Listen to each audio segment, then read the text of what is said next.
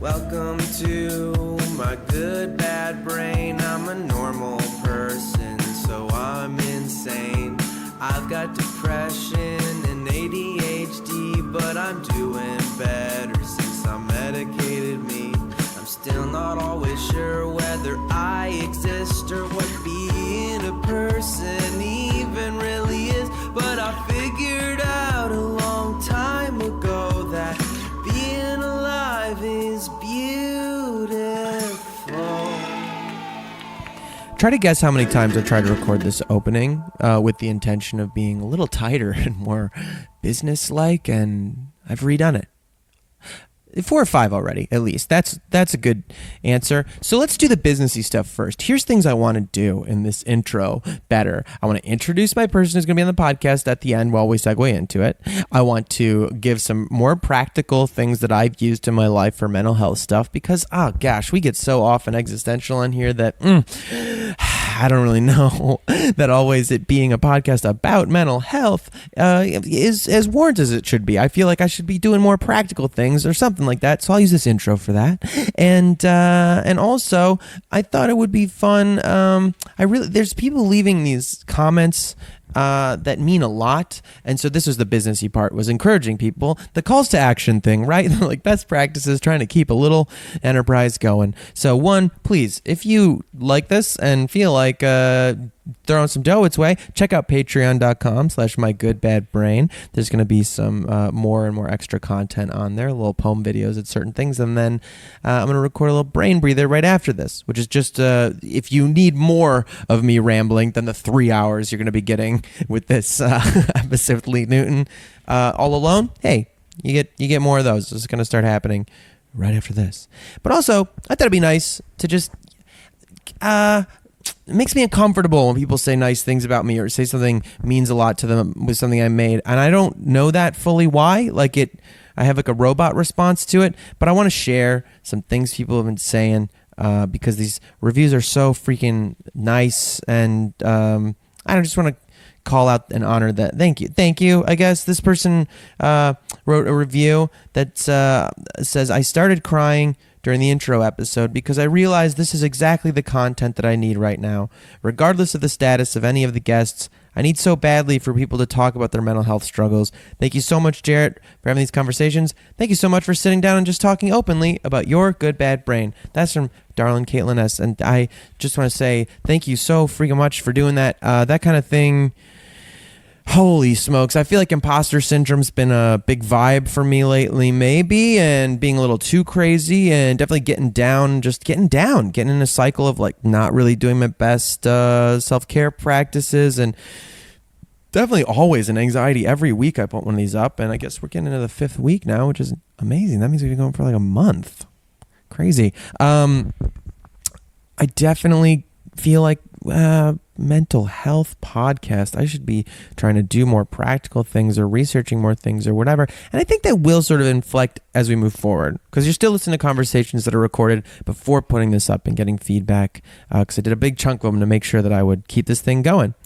But yeah, I don't know, I think I really appreciate that message because it just reinforces why I'm doing this, I suppose. Like, I did as much for me as for anybody else, that just talking to people, just listen to other people talk about their brains, sometimes listening to myself talk back. It's as horrible as that feels sometimes it's nice to remind yourself from the outside, like, hey, this is just how you work, and it's not bad. It's not a like thing that's broken in the universe. It's just you know, being crazy as you feel and doing your best earnestly all the time. I mean, that's just who you are, and there's nothing wrong with that.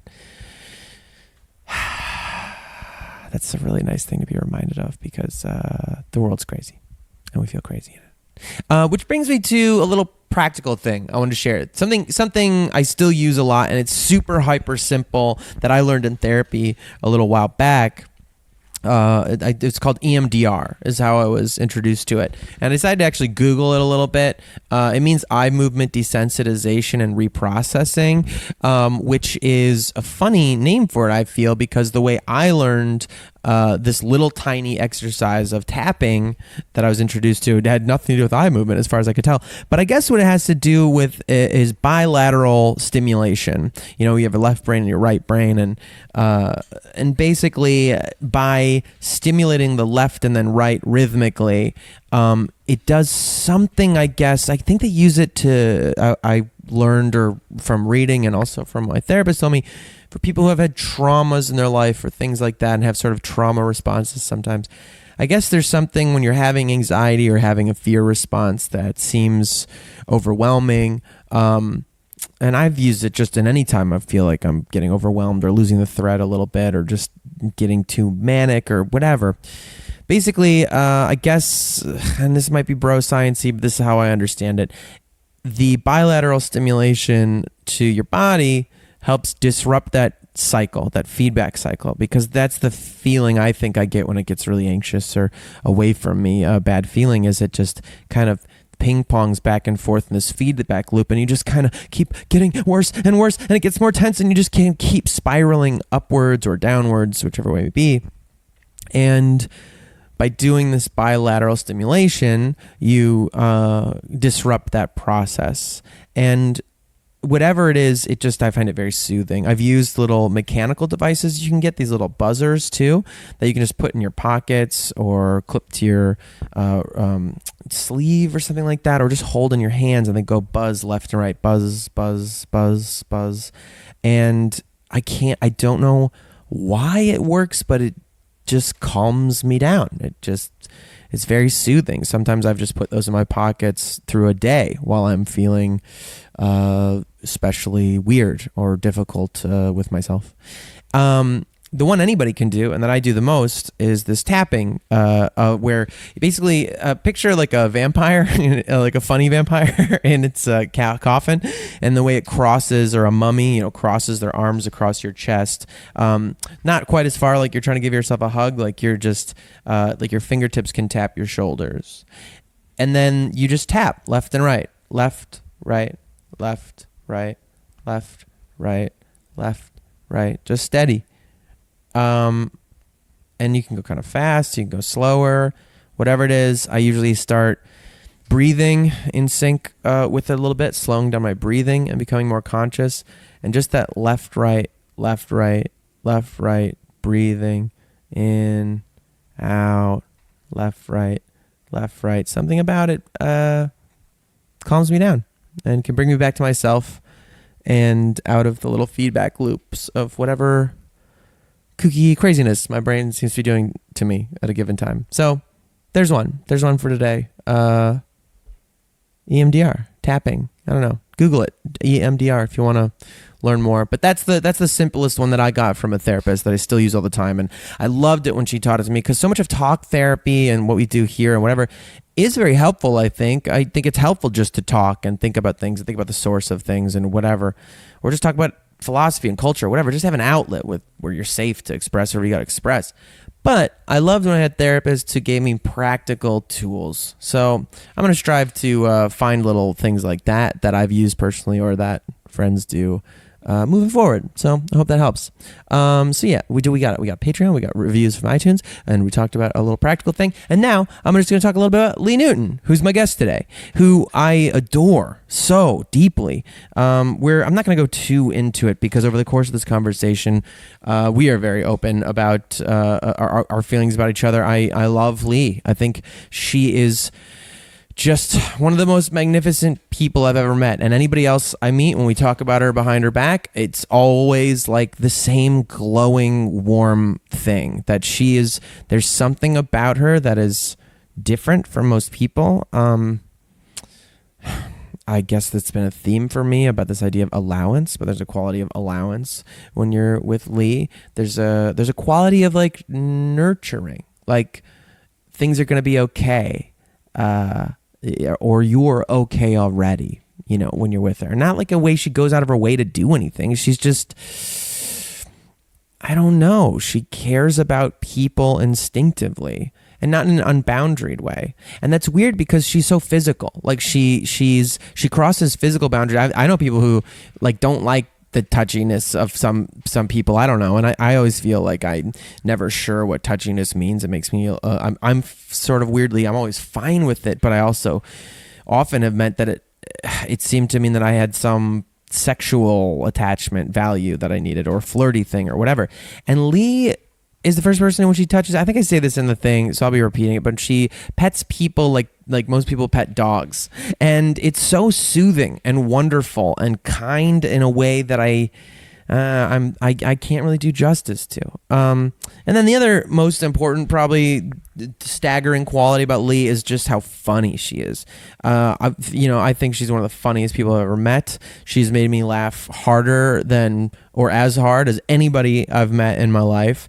I talk about that some more too. Her, like, to me, seemingly almost predatory instinct about getting someone to laugh. Like, once she gets someone going, just a refusal to let it stop.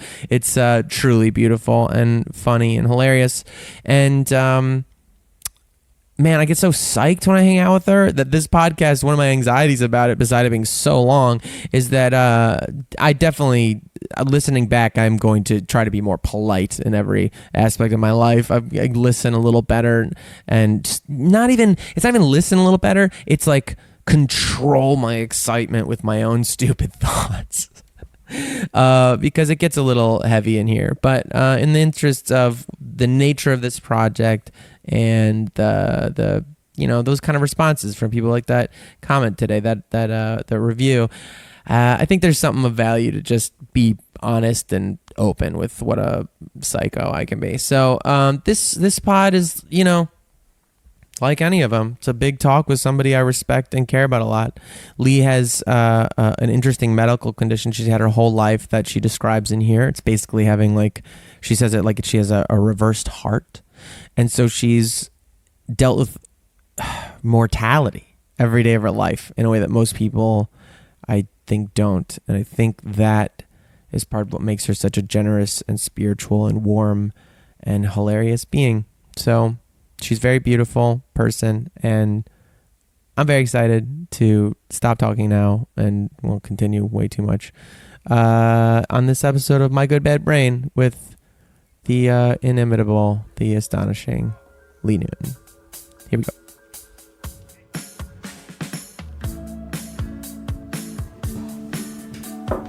The deepest, darkest bread hole. A bread hole.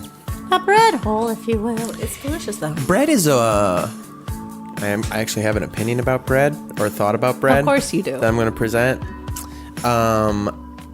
Wait, what was my thought about bread? Okay. Bread is interesting to me that it's becoming so demonized, in yes, our truthfully. culture. Well, but it is, here's the thing, and I think that's why it's been so beautiful to do, is because it's kind of like we're taking bread back, in a weird way, by doing this, because the bread thing is literally like the way he does it is it goes back to like the beginning of it, like goes back to like, right. Where it's like, this is whole wheat. The yeast and the microorganisms from your hands when you're kneading it is what creates all that beautiful yeast and the leaven in it. And there's three, I guess, technically ingredients in the bread. It's like flour, water, salt. Yes. That's it. But the patience of it all, of like your starter that takes 22 days, and like some starters from the 1700s and like things like that. It's also like if you drink water by itself, you'll die. Yes. Yeah. If you eat flour by itself, you'll die. You'll die. But if you mix them into this thing, yes, you can sustain. And let it sit, you can like live off of it. Well, and it's a really beautiful thing in the sense of like how much time and effort there really does go into it, and how beautiful, like you're taking in all this stuff anyways. You're taking in everything, and so like, the yeast is so natural. My sister-in-law is like really gluten intolerant. She's the person that will use like barley in a shampoo and have full hives in her body. And she ate it, and she was like, "We're eating barley shampoo."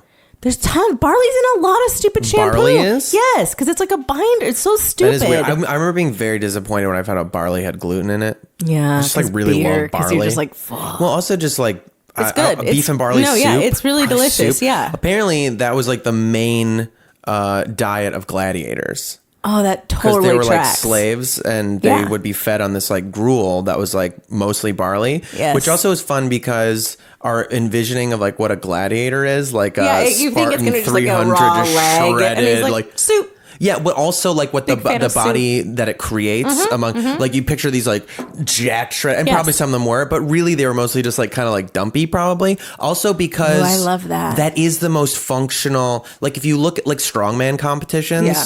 those guys are not No, often they're shredded always up. They're like- big. yeah. At a certain point, you just need mass. Yes. Yeah. This is a funny You thing. have to pull a truck. Yeah. It's not just going to be a Dave Bautista kind of guy. Well, it's like, it's you know. there's also like literally at that point it becomes physics, and in the sense of like your levers and what sizes your levers Yeah. are, and that like truly like some people will criticize like creatine monohydrate or something. They'd say like people who gain weight, like gain muscle with To do creatine, that, yeah. they'll say, oh, it's water weight. It's just water weight. But it's like, dude, 70% of your body's water.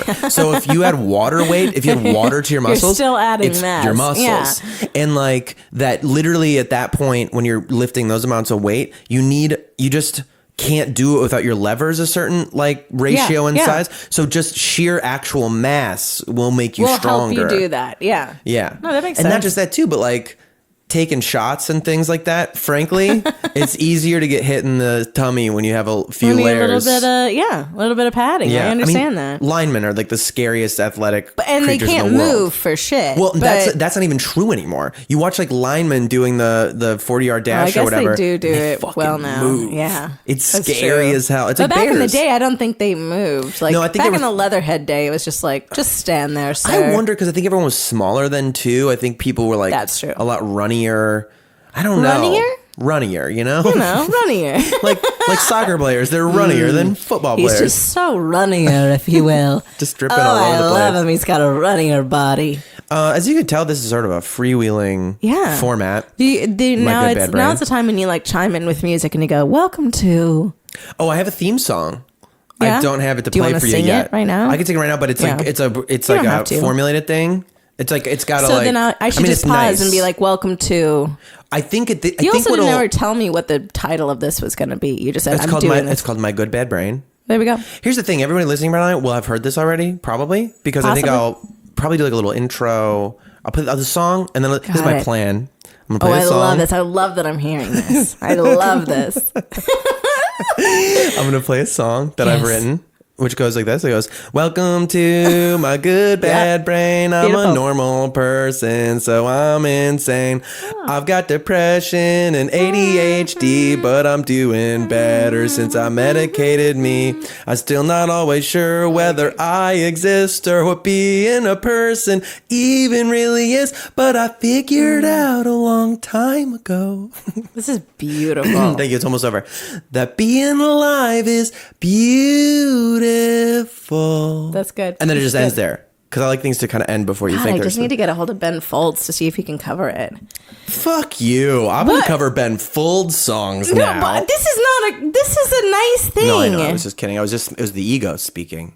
Okay, sorry. You can do your own theme song. No, not I'm a not real- gonna. No, I mean, you know what? Wow. I'm not gonna email Wow. Ben anymore. Wow. What's the Ben Folds did that like cover of a rap song that got really popular, Yes. didn't he? Which Yeah. one was it? It was a. Fuck. Hold on. I literally just and have it in my Jacking these mind. hoes. Was that him? Yeah.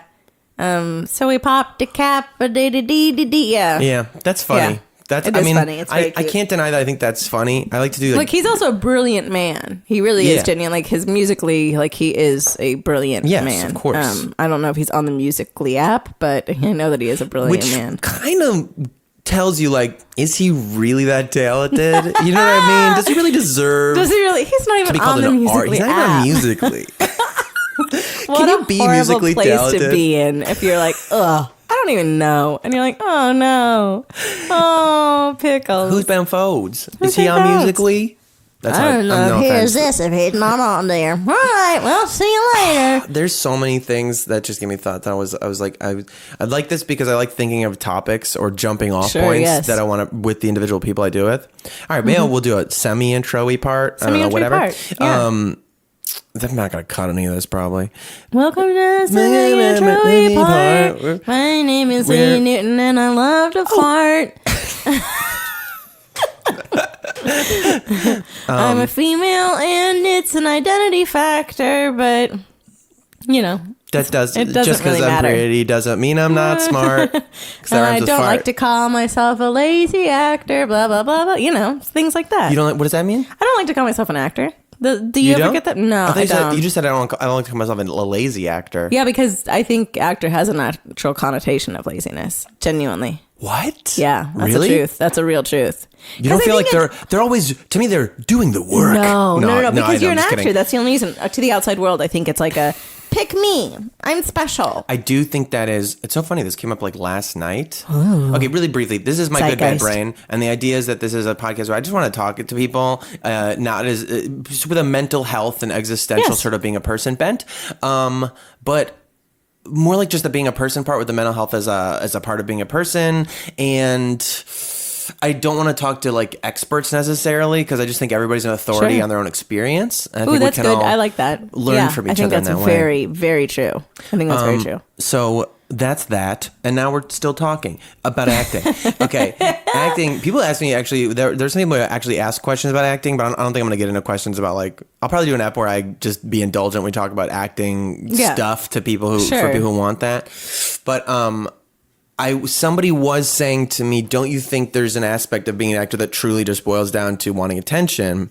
And what you just said, the whole like pick me and that kind of perception of it in general. Yeah. I'm not like Pollyannish enough that I don't see that constantly and understand that that's a reality, that's part of it. And that's, that childhood trauma is probably more of a reason for people becoming an actor than anything else. Yes. Like needing that validation for real. Or more than the validation, I think a lot of the pathological actors are doing it because they need the rejection, because they need the constant that's a very good being told what to do. Even when they get the job, they're subservient. Like it's this very like, I need that in my life. Yes, you're broken when that. you're young, so you need to constantly be controlled. You can hear my dog sniffing at the bottom of the door, and it's making me laugh truly so living hard. up to the monstrous name of It really is, Frankenstein. because she's literally going... She wants to be in the podcast. she just wants to be on it. She's not going to be good on it. I promise you. She has like the I know. worst. I told you she could stay, and you were like, "No, I'm she's telling not you right good now. on She podcasts." is she's a little bit aggressive. She is domineering, and she interrupts all the time. And truth be told, you're a little racist. Like, so, Wow. yeah. It's Thank just not you. something you I'm want not on there. interested in that I'm problematic. saving you the trouble of having Frankenstein, the dog, on here. I came up with the problem. It's so dumb. This is the most ADD podcast, which is okay because I have ADD. Whatever, it's no big deal. But problematic is Finch. That's like if I was gonna start my life as like an online avatar. I think I'd be problematic as Finch. As an online avatar, Yeah, you know what I mean? I think you deserve so much more. Nope, that's what I wish to Okay, be all right. Well, here we are. blogging under the name of who is he? Oh my god. Or she, we don't know. Problematic as Finch. That's pretty good though. And it's just such a like for at least 2 years we're like, what is their gender? I gotta know. They gotta know. People need to know. It's a definition. This is, I think Please. I constantly think about that though. People are obsessed with knowing what Sure. who are you? What kind of genitals do you Well, have? it's like it What kind genuinely of genitals is. do you like? Tell us. Tell who are you dating? us. Are you dating? Or are you not Let dating? me know, please. Why do they gotta know? It's there is a really. I fell in love with Tom Hardy. It is a truly ADD podcast because this is my tangential point right now. I fell in love with Tom Hardy because I love watching people in press junkets because I feel like that's really them. Is like when they're on 9 hours of talking and they're so tired Saying the and same shit it's over just and like over. who they are. And especially because I've been the other person asking those stupid freaking questions that you have to ask and you're like, I'm so sorry. But Tom Hardy, it was really great. There was like some question that someone asked him and he like literally just goes off. He's like, are you asking about my sexuality? Is that what the question is about? Right. And the person's like, yes, I guess so. I guess it is. What's your preference? And he was like, why does it fucking matter? Yeah. Why does it matter? Get that question out of here. No more questions like that. No more questions like that, period. And I was like, Yeah. I love you, Tom Hardy. I love it too. Like, I love you, Tom Hardy. Because Yeah. he was so upset about it, one. Two, he was just like, do not bug me with this stuff. Like, just don't bug me. Why do you think that's important? Yeah. No, Just I mean, like I actually asked me? you, why do you, not even why that's important to you, why do you, like, because I agree with you, but from your perspective, why do you think that's such a powerful, important thing to say, get that the fuck out of here? Because one, it truly doesn't matter, especially like with the acting job, it truly Right. doesn't matter what that person's predilection is. Like, it really doesn't matter. And I think on both sides of the coin, sometimes it really upsets me when they're like, that straight guy played a gay guy so well. It's like, why does it matter? Like, what does it say? Like, what is that journey that you have to go through in your mind to justify this? Like, it's such a weird thing to me. But also, I think because I've been on the other end of the gender thing so much, where it's just like, you know, I mean, truthfully, my real name is Ashley. I go by Lee because, one, my brother thought I was going to be a boy, was told that he was getting a little brother, was pissed when I came out as a woman, and was like, I'm just going to call her Lee. Oh, my God. You can hear her. Yeah, she wants in. She wants in. Sorry. No, you can just hear this. If anybody can't, I don't know if I don't think these mics picked it up, but we're getting. I think she's also agreeing with me, so that's good. She's like, gender paradigms are nobody's business. Yeah. But truthfully, that was like, so I went by, like, Lee was a nickname that I've had my whole life. Yeah. And then it was like, it's an androgynous name. And so that, like, hit. Do you want me to go move her I don't out of there? I think it'll be distracting for us, but I don't mind it. Got it. As long as we're okay. All right. I'll just yell at Dalman and be like, get the dogs out of there. Yeah. If, you know, it's a treat, you know? Everyone loves treat. doggy You can sounds. hear the squeak sounds in the background. They're like, why is that Frankenstein woman is the beating her coolest, dog? cutest dog. I mean, She really is dope. You can see Frankenstein. Where can we find Frankenstein? On Instagram. On the Lee most. Newton's On my Instagram? Instagram, What's because I love her. Lee Newton. Great. Yeah. It's just Lee Newton. Just that. That's it. Lee Newton. Does Frankenstein have Instagram? Yeah, she does. Frankenstein Newton. Oh. Yeah, she does. I didn't know Newton. that. Yeah, she does. I mean, Great. it's not like, it's not amazing. No, but it's you got to roll that dice. You know what I mean? It's also, the dogs have my last name. Like, if I ever have children, they'll have Delman's last name. That's fine. Right. But the dogs are mine. I really like that is true. That, like, if you get a pet, well, just make them. You don't know what's going to happen. You might get a whole career out of it, you know? People, like, legitimately, like, have full... I know. And then I'm like, what happens? Met Jif Palm. Oh, I know. I met Tuna Melts My Heart. Like, also, legitimately, and this is the serious truth of it, I saw Weasel, my firstborn. I saw him in, like, because I always went to this, NKLA is this amazing place, and they really are doing, like, rescue right. But I would always go to that website 24/7, 365. I followed Tuna Melts My Heart. I loved Tuna. I remember. And then I saw Weasel, and he looked so much like Tuna that I was like, I got to go meet this dog. His name was Hogan when they put him up, which is such a bullshit name. It's so gross. I'm like, oh, and he's not that at all if you know him. He's a weasel. It's funny how much better than it gets, weasel. in my opinion, if you change it to Hoagie. Oh, you know? Hoagie would have been great. Hogan, no. Hoagie? Hogan, I'm Hoagie. here for that. We're little Hoagie, baby. I am present for any dog named after a sandwich. Yeah. Oh, I could totally get on board. I mean, we had a whole thing about my dog. You were actually instrumental, you were in it so problematic as Finch about trying to name our pup. Truthfully was. It was like, what did I want him to be named? Chowder. Chowder. Not wrong. Oh God. I kind of wanted to name him Bread Bowl. Bread Bowl isn't bad. But Chowder, truthfully, because he's such a chowderhead. He definitely is a chowderhead. He's a maniac. He's a maniac. He's like a wolf. I really wanted him to be named Chowder, but then you guys were on this enlightenment path of Bodie. It's Chowder fine. for a bit anyway, or Bodie Chowder for a while. Good. Good about Bodie Chowder scene. I'm like, that's Bodie. how it goes, though. Truthfully, is that the animal is always like, she's Frankenstein, which is Frankie, which is Stein, and then she moves to like, she's a Chihuahua Pug mix, Chihuahua Pug Shih Tzu, so we call her Shit Chug a lot. That's funny. And then we call her Chug, and then we call her Chuggenstein, and then we call her Chuggaroo, and then Chummin, and it's like, there's no real name. No real name happens. No names are real anyway. Yeah, no, exactly. If you think about it. Sure. So I went by Lee most of my life because it was androgynous. This is, by the way, I don't feel bad about tangents because that's part of the reason I called it My Good Bad Brain, because it's just a peek inside. This is how it works. Also, you're in trouble because this is exactly how my brain works as well, is that I'll just tangent and I'm hoping the roots of the tree where it's like, well, we don't even know the where roots we of are the tree now. always come back around because you are back at permission and allowance. See? I'm hoping that in a lead by example way, by demonstrating that our brains are fucking maniacal, and there is no keeping the thread, and blah, blah, it all kind of comes back around to be part of the same magic carpet, but like they're all over the place. Other people go like, I don't know. I feel like it's like the first time I read Jack Kerouac before I just got fucking annoyed with Jack Kerouac, you know, because he is tiresome. Also, because you didn't want to be the guy constantly talking about how you're reading Jack Kerouac. Just awful. Yeah, no, I get it. I just, by the end of the book, by the end of On the Road, I was like, okay, I get it. But it is refreshing the first time you read it and go like, other people's brains work like this? Oh my God. It is true. It's very true. I felt actually that way a little bit about Stephen Chomsky. I can never say his name I've right. never. Perks I've of Being only. a Oh, I've read Wallflower. some Chomsky. Noam Chomsky? No, a different No, Chomsky. Stephen. It's like a. I don't know him. The guy who wrote Perks of Being a Wallflower. Oh, okay. Because it deals a lot with like weird depression and like that introspection and being so young with that depression. And it's not about like, my life as a teenager sucks. It's literally about like, my thoughts are heavy. They're heavy at 15. They're heavy at 20. They're heavy at 35. Like it literally is. That's why I like it so much. Your thoughts are heavy when you're fucking 5. You know what I mean? I think well, your people whole really don't give lobe credit. Doesn't even complete itself until you're like 22. Yeah. So those end of the world things that you're thinking of really are end of the world for you. I'm so glad that that's what you're saying, because I do think like youthful experience is disregarded. Oh, totally. And I But you're disregard like- it too, because like you went through it and you kind of disregard where you were at because it should be. It doesn't there's compare like to where you such a are, weird but- memory. You know how like certain memories always stick out far more than other ones. And I think I suffer. I tell this to Dalvin all the time. Like I'm pretty sure I'm gonna have like Alzheimer's growing up because there's like just years gone.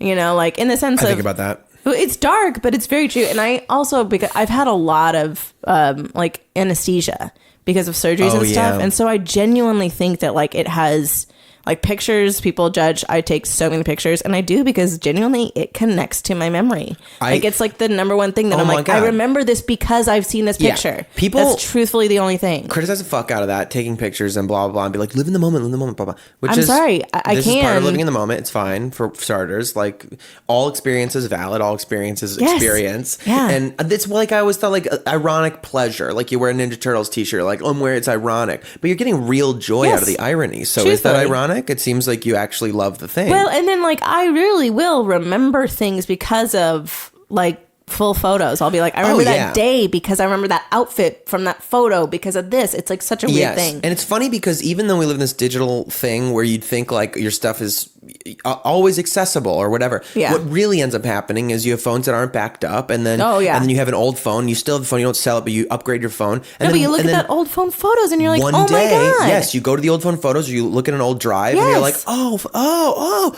you totally forget all the experience that were there. They come flooding back. Yes. You forget how beautiful you were. You can't believe how ugly you thought you were, like moment to moment. Yeah. Like I always think about that of like if I had that like I've always had that weird like degradation of self, you know? Of course. And you're like, but like who was mean to that girl? Okay, so this gets to slightly circle back with the acting thing. Like I really think the idea that attention and a need for attention and blah blah blah and an obsession with self is the motivating factor, or thinking you're so great, is definitely evident, but mostly inaccurate among at least good actors I've known, and a lot of actors I think that I know who like consider themselves actors or truly like love acting. I think you stop considering yourself an actor because of the majority perception of them, and you don't like other actors. Truthfully.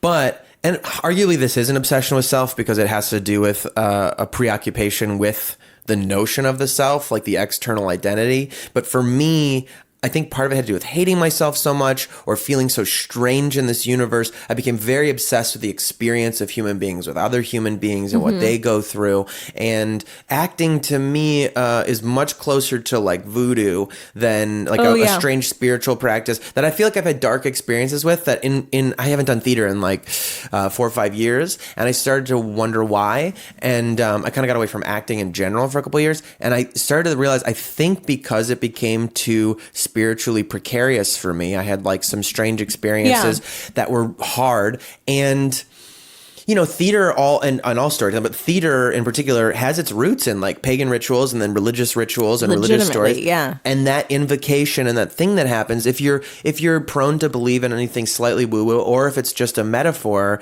for your identity Loving and the the use identities of woo-woo, by the way. I'm Living very into for that woo-woo. use of It's woo-woo. just how do you use woo-woo? It just is really close to woohoo, which is what my mother called a vagina. Oh, that's very funny. I like that. Well, don't, your woohoo. Yeah. Gotta wash your woohoo. Well, the source of all life, woohoo and woo-woo, are very similar to me. Woo-woo, woohoo. Woohoo, woohoo. You get it. So now I'm just going to start a female-driven podcast called I love Woo-Woo, it. Woohoo. Just that witchy No, power. it is really true in that sense, too. I think the thing that drew me towards it the most was that, like, I couldn't settle on who I was as a person, so the idea of becoming multiple people I think that's so right. Really, I still can't. I'm 33. I'll be 33 in like a week, and I still cannot settle on who I am as a person. Completely. Which is why I struggle so much with like not to be that person, but I really do struggle so much with like these things that tend to hold me back, i.e. gender, or i.e. short, or i.e. body type, or it frustrates me so much when other people see it as something that's holding me back. And you're like, but if you knew where I was in my head and what I was capable of, or like what I want to be, none of those things are even gatekeepers. Right. Like none of those things are. Well, that identity thing, I mean, the darker aspect of it is like having years of like self-hatred and stuff like that is like, I started thinking maybe I just don't like being myself, but it became a thing of both I don't like being myself, but also just I don't know who I am. And so it's so much nicer to try different things on. Because you're constantly told to define yourself too. That really is, I think that was a real big part of it, is that like growing up, you're constantly told to define yourself in some way. So I was told I was weird from 8 and on. 8 and on, it was like, you're weird. You're weird. Right. I was such a weird person. Did you feel weird? Always. Yeah. But do you think that was externally driven or internal? I think it was external. I just think it was external forces telling me that I was weird. And so I accepted it as something on. But truthfully, like I found my people a lot. Like I find, it's like you find certain things in yourself. Like me and Delman talk about it all the time. Like how we are I think if someone had a camera on us at all times, they'd be like, who are these weirdos? Yeah. Because we're fully weird. Like we fully do very odd things. Sure. But we found each other. Like we find that you find you're weird, it's like you find those people in your life. Like I have a group of maybe 15 people that I love, truthfully. And that's interesting. True love. You're on that list, not truthfully. Thank you. I believe that. But I feel that for you. Truthfully, it's like those people that you're like, oh, they get me. They get me. Yes. I don't have to. Well, I think we are very similar. I was thinking about this thing damn, there's so much to fucking get into here. It's crazy. But just keep going. Do you think, because I think we both do the thing where we do the character thing. Like you have a bunch of characters live in your head and sometimes you just go off on them. I mean, you're so fucking good at it. Like, legendarily hilarious. But part of it too, do you think there is a thing about sometimes it's easier to be other people, be other things, especially if they're cartoons. And sometimes I just understand them so intimately. So intimate. And also because it's not because you like understand them because you have a great understanding of things. It's because, that's a facet of your personality. Yes. Like, truthfully, that is. Or I think they're just some other thing that they come through you for a minute. Yes. Yeah. I literally, there was a character I would do for a while, Ricky, my like Ricky Beautiful character, who was like, I stopped doing it because I think it boiled down to like the impression people got was that it was just kind of like a gay Latino kind of guy. But like for me, Ricky was just generic foreign, like it would be French and Brazilian or whatever. But just, and kind of like, and it was all about like, and he definitely was pansexual, but he was just this creature of like the foreign person who's kind of too touchy and too close talky and too intimate, too quick. She just do all of that, yeah. And it started. What was weird is he would come up every time I would do him or he would take over. He would have thoughts that I would never have that I would like love. I still hang on to. Like it started because we were at Thanksgiving with my family, and I was like. And we were just like making all of these kind of like foods and stuff and having a great time together. And someone goes, it's snowing out. And I go, it's snowing. It's snowing. It's always snowing. And I go, and I turn to this thing. I was like, oh my God, it's snowing. And I go, and the snow is very much like the now. It's very cold. It's very in your face. You can sometimes scoop up a now and you can make like houses with now and you can really make a person out of now. But sometimes the now just will bury you and you can't get out of it. You have to dig out of the now. Ricky's so deep. It's so deep. But you turn all these other dumb things that were like, one day I was like doing Ricky and he was like saving me from myself. And I was thinking about like, there's some YouTube videos of these, but I was like, one was like, we call everybody, and why does everyone call everybody a dick or an asshole to mean like a bad thing? I was like, but why don't we say it for good things? Like, you are such eyes. You give me vision, or like, oh, this guy is such a back. He really supports me, and then just stuff like that. They're dumb thoughts, but they're like truly an angle I don't look at things from. Too, of genuinely, it's all like it's a giant perspective changer. Yeah, I think that's like the language I'm so obsessed with too. Like as soon as you put language through a different pronunciation realm, you start finding these other words in the words, and you're like, oh, everything really is the Matrix. It really is. No, but I mean that's. In all the teachings that I've had in improv and improvisation and stuff, that's the constant talk is like point of view. Like, it literally is like, what is your point of view? Like, what, that's the thing that's driven in so viciously with character work, so viciously with this, is like, why is that person that way? It's like the who, what, where, why, but also mainly it's just like, why are you different than this? Why are you different than that? And like, I think that's what I fell in love with, is because, I don't know, I grew up in a really weird place. Like, I grew up with like Christian conservative parents, and so you were forced a point of view for a very long time. Yes. You know, like, we had promise rings that didn't hold up, but like, you know, it's like we had all those things that were like very much implemented on us, fucking not in a interesting negative too, way, but especially promise ring shit and like Christian stuff, because like you're literally creating a situation that will result in failure. Yes. And so it seems there's something about that, this ritual of failing, of guaranteed failure. Well, that is part of the Christian narrative. And also just like the constant, you know, there's just so much of the conversation that wasn't talked about. Like, there's so much of the pie that you're like, that you kind of just feel like you're like, why wasn't that talked about with me? That like, it was, like, these are very normal feelings that you're having. And like, I mean, literally, I remember like there was a Christian band called DC Talk, which shout out to DC Talk. DC Talk. But it was like these three guys that sang Christian music, but also they happen to be very attractive. So me as like a 11-year-old kid is having a real tough time when they're singing about Jesus, and I'm like having all of the like all of the thoughts I've had, all of them. And so you're just like, well, this is like, but it's also like bred that way, where they're like, these, you know, that these three guys are gorgeous. You know that these three guys are like hearkening to every, like, that's, you know, part of the thing. My brother, my little brother today, he's like, I think he's in the East Coast. He's visiting our sister, and he was like in a museum looking at art stuff, and he sent these pictures. He was in this exhibit where there was like all these hand drawings of hell, like these pencil drawings. Sure, great drawings of like this demon just eating people like they're beautiful noodles. It's so good. But he sent one picture of this close up of these male figures with literal fire on their groins, like their crotches are on fire. And he's like, how much do you have to hate yourself to be painting pictures of your genitals on fire for all of eternity? It's so crazy, and it's such like a fascinating thing. And so like I did a tangential. I'm just not even going to preface it anymore. I'm just going to say it. I'm just going to keep saying. We'll just keep running. Doing tangent. I did an HR thing when I was teaching, and like I was a part of this HR thing that they had, that there was like, you know, really trying to have the conversation of like labeling gender and labeling this and like what's not okay for like race and all these things, just because it's a very constant topic that is ever changing and very fluid right now. But the thing that they had, this really beautiful thing that displayed. There was about 15 of us in a circle, and they had like religion as a poster on the wall. They had sex as a poster on the wall. They had like politics as a poster on the wall. And like, they took all 15 of us and they were like, okay, stand underneath the poster that of a subject that was always talked about in your house. And like, some people went over and it was like always talked about politics.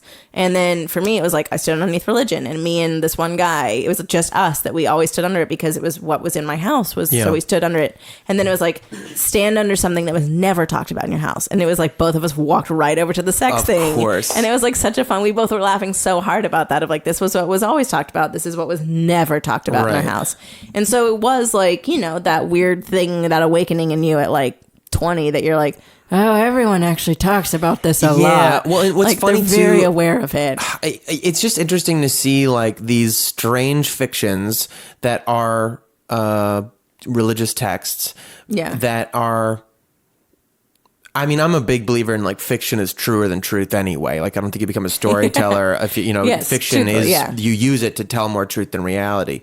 And that like religions that have stuck around for all this time and these bizarre texts, like, it's weird to me to think that everyone just goes like, well, the Bible, but like when you read the Bible, it's so trippy and strange and bizarre, but that it's like this shared id. I was gonna say just that like you can understand the obsession with the thing, like when Connor sent me the picture of the guys with their groins on fire. I was like, well, and not even as like a shamey religious person, I was like, I do relate to this feeling, this eternal horniness. Yes. I read this really funny tweet the other day that was like, it was like me dying, like star asterisk, I'm dying, and it's like, finally I will die and be free of this eternal thirst. And then it was like, it was like a picture of like a front of like some tabloid that was like, horny ghost haunts hotel. And that like this fucking my groin, I'll never escape the horniness. You're never gonna shake off the horniness. It's never. Well, also like, but you can see how then that becomes like a tenet of a religion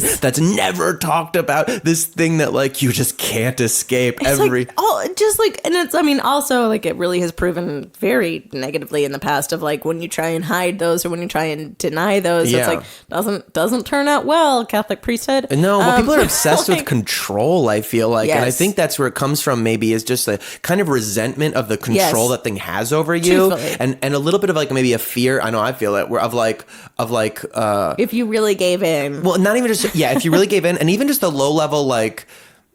I think everybody who has gotten to a certain point of adulthood, okay, I won't say everybody, but a very common experience is one of the werewolf feeling of after you finally attain release of whatever you needed to do to get there, and then being like, what am I? What have I been this whole time? What was I just doing? What did I say? It's such a crazy thing. Well, it's also like so jacked that like evolutionary, like we haven't like starts at like 13. Yeah. Like it's such an insane, because again, it's just, it's nature and you're trying to procreate and whatever. But it is like, it starts at this time to circle back when your front lobe isn't fully developed. So like you have all of these feelings and they're so real and they're so true. I was going to say, I remember this vivid memory. I had broken up with my first boyfriend. My first like real true love of all time. I lived for him. And I mean, it was also like it was a real disastrous way of breaking up where like he liked an older girl. Killer. He liked an older girl. He dumped me for an older girl. Yep. And it was just, Brutal. really brutal. But I remember like being in a Sharky's or some Mexican food. Yeah. Some Baja Fresh maybe. Yes. And just like Poquito bawling. Mas. Poquito Mas. Just a Poquito Mas being like a 15-year-old just like fully just bawling. Just Right like into that giant taco salad. And my parents are both there. And my mom, I think, both embarrassed by my display of emotion. Of course. And also like just like... Well, an emotion that was rooted in your groin Rooted somehow. in my groin somehow. Genuinely very rooted in my Right. groin. Because he was my first love, my first everything. Of course. And so like maybe literally that's why like... they don't like it's emotion, because these get wet. It's just like that getting it's exactly wet. And it's like just that. like, don't It's a fucking do full- that. Stop it. This is inappropriate. You being a person right now, you stop it right it. now. And she really was. It's like an actual deep-rooted memory of, because it's so not her, because she's so open in every other way that I was like, what is that? But she just was like, you have to get over this. Oh my God, but that makes You so much have sense to me. That to get over it. Well, because what I'm thinking is like, so the resentment that you have for this werewolf thing that happens, that you have this resentment then for your body and your instincts, these things, yeah. because we're so told that control is so important. And I think also we're taught, like, not even taught, it becomes so important to people, to society, to politics, everything, that things are real. It's so important that things are real. Your perception of things is real. And when you get into that, you realize all things that you perceive are just perceptions. And it's very hard to divorce the idea of our sense of self as a physical thing, meaning like my thoughts I have about myself, my instincts, the kind of person I am, the kind of impulses I have, you think of as a moral, like spiritual conscious issue. And then your fucking dick or fucking whatever is there to like tell you, oh, actually, sometimes just gonna pump some chemicals through there and you're gonna think way different things. You're gonna be a totally different person. You're gonna challenge. It's gonna challenge a lot of things about yourself. Yes. And there's a lot of things telling you like you think this is real. You think this is real. You're gonna keep thinking it's so real. And I think that's related to the memory thing too, about like forgetting memories and stuff. Because what I think it's absolutely a fact that all time exists at once. But our organism, as a survival mechanism, perhaps, can only perceive in one direction, because maybe that fourth dimension is just something we couldn't do. Well, they always talk about like how deja vu is your timeline syncing up with itself. Oh, that's interesting. Like I've heard that a lot. I like where that it's a lot. like I've experienced it too, where I've literally like, because I say this all the time, but because I have a male's artery in me, I will have deja vu consistently with things that I'm like, I've done this. It's not even like oh my God, I'm having deja vu. I literally be like, I've done this. I've been here. I've had this conversation. I agree with you. Or like things that will happen in your life that you're like a sense memory thing will do. Like it happened when we were in Iceland. I was petting these horses and I literally was like, I've been here, I've done this. There's a word for this. What it means is like it? a great remembering. I can't remember what it means. It's something like that. It's not just that simple thing of deja vu. It literally is like, I'm like this, like something syncing up. I'm where I should be. Whatever is syncing up in my timeline. Yeah. But I've had that happen a lot. Me too. Like I think a lot of people, I memories think and things everybody like that. has it, and I think as similar to this. So I think if you can allow to start letting go of your paradigms, which is very scary because that's the thing that keeps you alive. It's if you can though, you start to go like, okay, I'm going to catalog these inexplicable experiences and remember them. I think if you don't, I think everybody has them, but a lot of people just throw them out. Like they have deja vu, everyone has deja vu, and then you just go like, oh, that's weird. No way to process that, so it doesn't mean anything. And you kind of keep going. Like there was literally one night where Steve and I were having a conversation. Steve Zaragoza and I were having a conversation, and we were both like, we like laughed at the same time, and it like happened in my brain. I was like, oh, we have done this before. We've been here. This is, completely. And it wasn't like similar. It was like, no, I've had this conversation with you before. Yes. This is it. But they all, it's like I have heard that constant thing of like deja vu is you syncing up with your timeline. It's also like a weird like universal way of telling you that you are in the right place that you're supposed to be in your life, you know? Like that's like something where it's like, hey, this is the universe telling you like continue how you're continuing because you're doing it right, you know? Yeah. Like there's no other internal clock for that kind of a thing of like how I'm supposed to do this. Sometimes I think about that like idea of rightness or meaning or the path you're on or something is like there's no way that couldn't be true. Yeah. Like sometimes I used to find it really weirdly comforting that no matter how bad things were, even if horrible things happened, like bombings and horrible things, that something about the fact that it was able to exist in reality, like it didn't break the laws of physics. There's something about the fact that it merely existed made me feel like it's not good, but it's okay. Like there was something about happening. The fact that it was just contained in this dimension that I can comprehend meant there wasn't something wrong with it. I'm going to say the word wrong.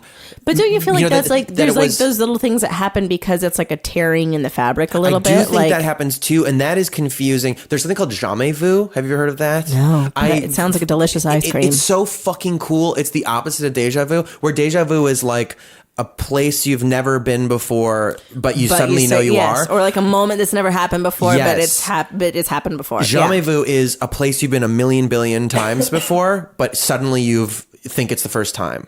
Like I get that with Yosemite all the time. Yeah, I do. Truthfully, like intellectually, I've been lived here my whole life. I drive home all the time. Blah blah blah. But suddenly you're like, I've never been here before. I think that is so fucking. That's definitely happened to me much rarer than deja vu. I don't know if it's ever happened in a true full on like actually happened. For a second, you're like, where the fuck am I? Everything is foreign to me. Yeah. But I do think existentially, especially like if you get like really high or stuff, sometimes there are times when the threat of reality starts to pull away from you in a way. Yeah. And I think in the ideal one, my friend said this thing about drugs, I'd want to steal it and use it forever. He was like, my friend Coda, who's this wonderful musician, he said, I endorse drugs that help you face your problems, and I advise against ones that help you run away from them. Which could be a real gray area. Oh yeah, you can very definitely gray area. Yeah, like weed, I think is like that. Like marijuana is something I think that you can use to face problems. I think you can also use it to escape them. Very much escape and them. You got to figure out what you're doing.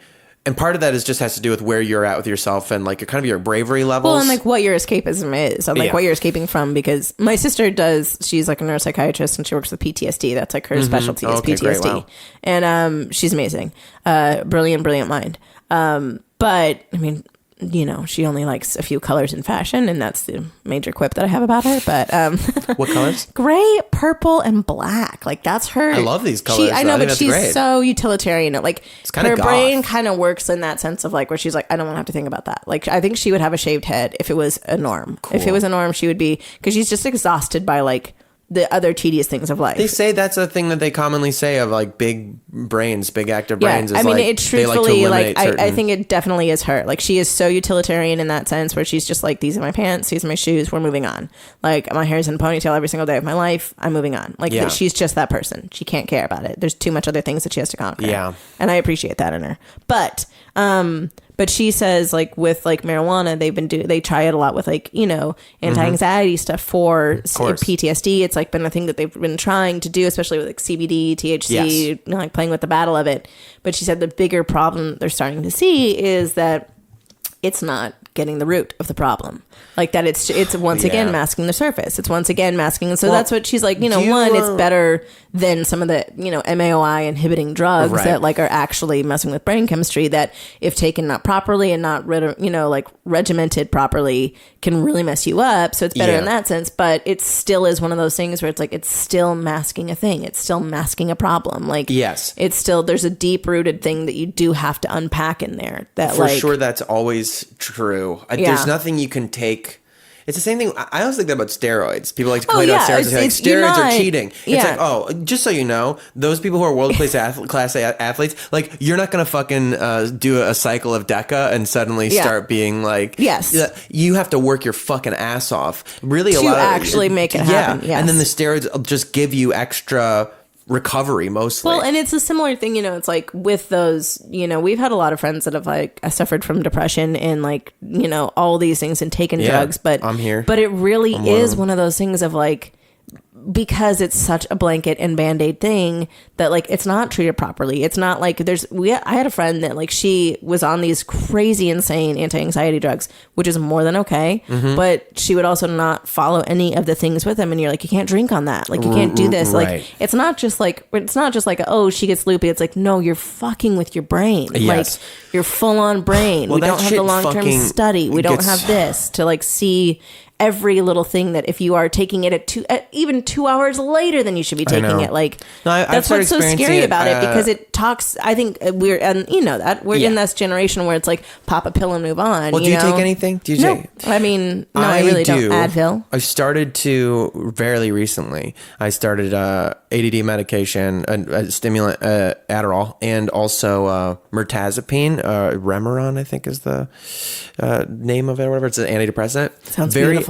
It's a beautiful name. It's also an interesting one. I should understand the science a little better of what I take, but it's also not SSRI, and it's not even an SNRI. It's like this other kind of that. I think I'm glad they picked it for me. I think they did because I have sleeping problems, and it helps you sleep. Yeah. But I was reading about it, and it's also used sometimes for like anxiety disorders and sleep problems and things like that, and which I think I had like I was diagnosed like I think just depression and then ADHD. Yeah.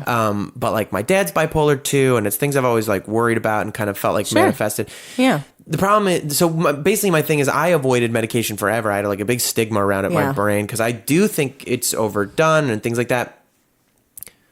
But I think I'm a fucking inquisitive person, and I've developed and cultivated. I try to make it more so all the time, like a personal inquiry, also an exploration, sort of growing a comfort with the discomfort of my vessel, and a thing about allowing myself to let go of the value judgments around it, and like let the threads sort of fall apart, which I think is a lot of the structure of society and religion, and the shame and the need. Maybe this is even connects to the need to know, like what kind of person are you, has to do with giving like any kind of boundary to reality that just lets you go like, this is here and this is here and this is here, just so you can fucking stay sane. It's that constant like battle of what is normal, though. Like it's that constant thing of that. And that, but like, I think it might just be like literally a survival mechanism about like computation power. Fully. Like you need to, when you start to let go of certainties, suddenly you have a lot more variables you have to start to like process all the time or allow space for. Well, and it would be a different thing if everyone was on that, but or like everyone was feeling that. But again, once again, you're going to still be, you know, that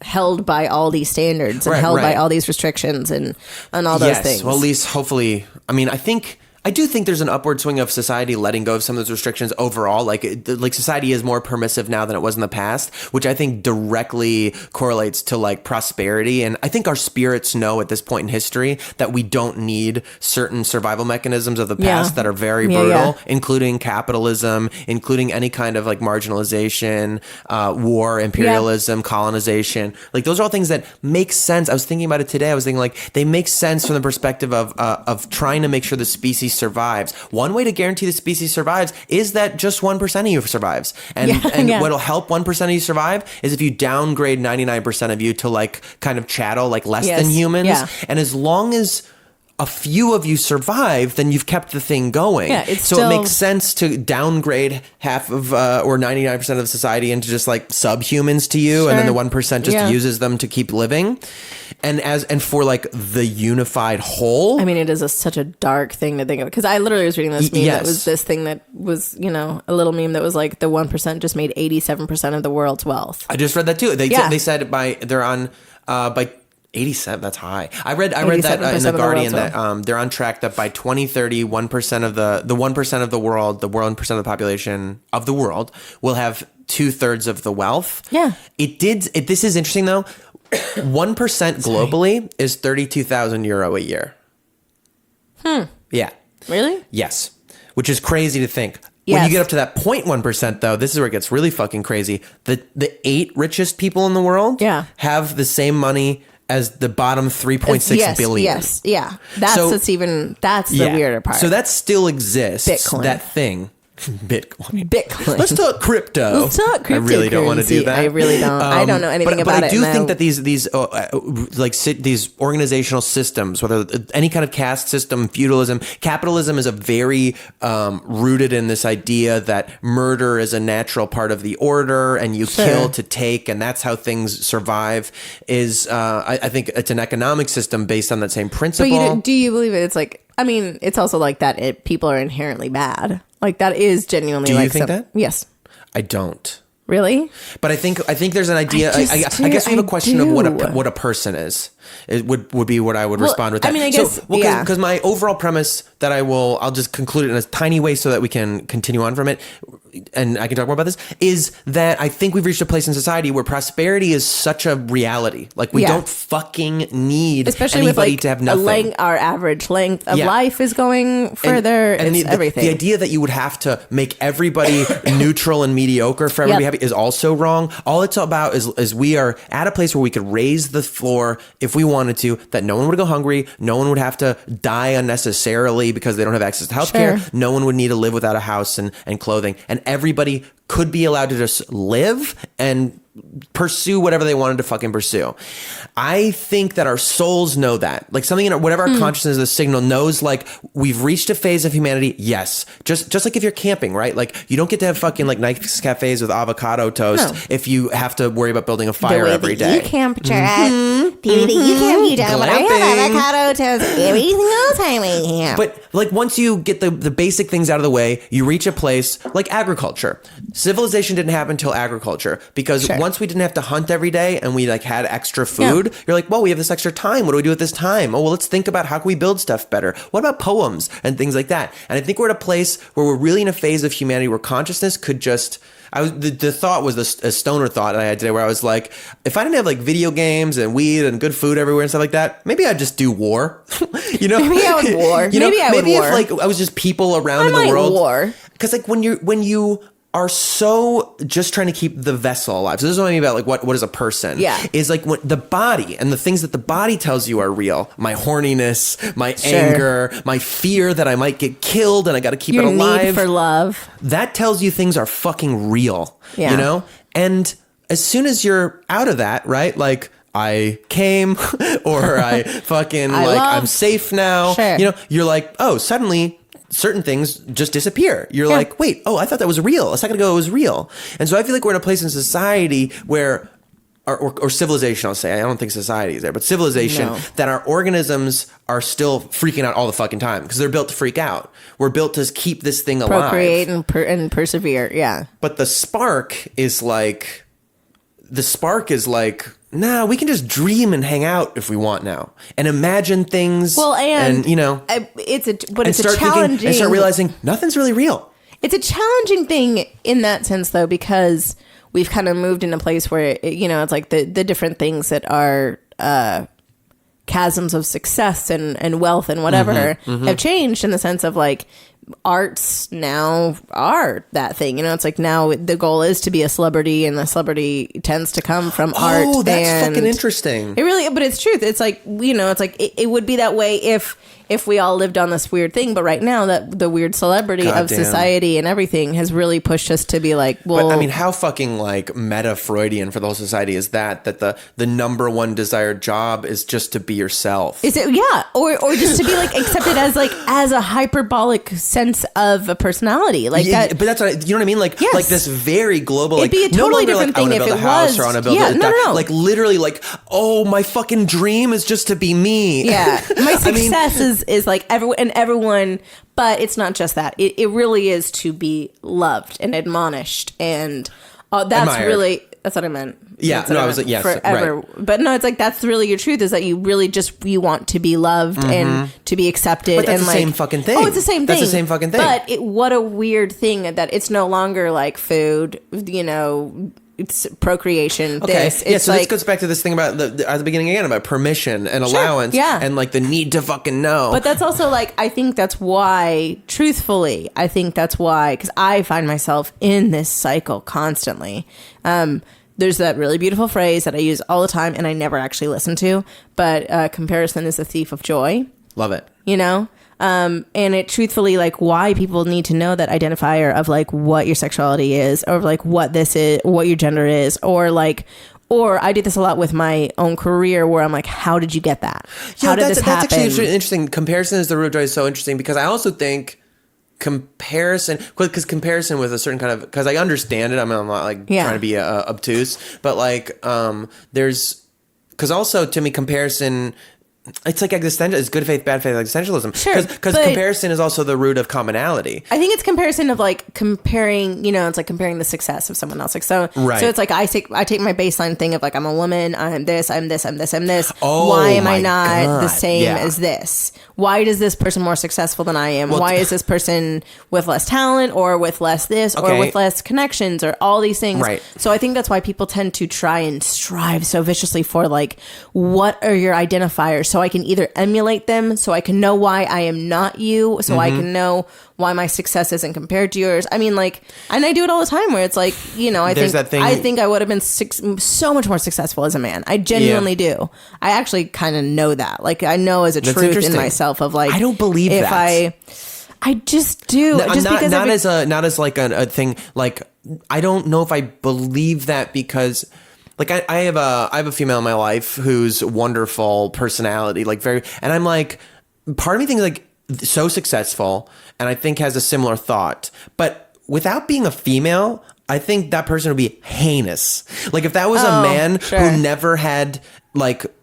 Because some people really, you do need to be in a position of subjugation that you didn't pick to Sure, appreciate sure, that it doesn't feel sure. good to feel powerless. Yeah. And then when you have power to be a better person, and that like it creates a kind of empathy that if you were just a guy with a fucking dick out in the world Sure. that you and plus like other things I don't know we have a toxic addiction. I'm just saying it like might you not wouldn't be the truth, who you but were. it's no, truthfully not. But it's also one of those things of just like no, just like certain things. You probably of, wouldn't be as funny. You wouldn't be No. as smart. You wouldn't be no, as and I interesting. think actually, truthfully, I also know that my strive to prove myself in that would not be as high as it is because I've had the that's constant a recurring adverse theme. thing of like, you know, it's like, but truthfully, because you have the thing of like, this is the challenge that is presented to you. So you kind of have to do that. Like, well, I guess I got to rise above. Like, I guess I have to like constantly be the fire under my ass to prove that I am very capable of this. Even if it means that I wonder about that a lot. I think in America, and the American concept Yeah. of the formula for success fucking loves the idea of defiant success, of defiance and rebellion. Of underdog, of They yes. fucking love it. And No, the idea that the truthfully. way I'm gonna get good is by someone telling me I can't. Yes. I don't agree. I think that's a really, because I wonder.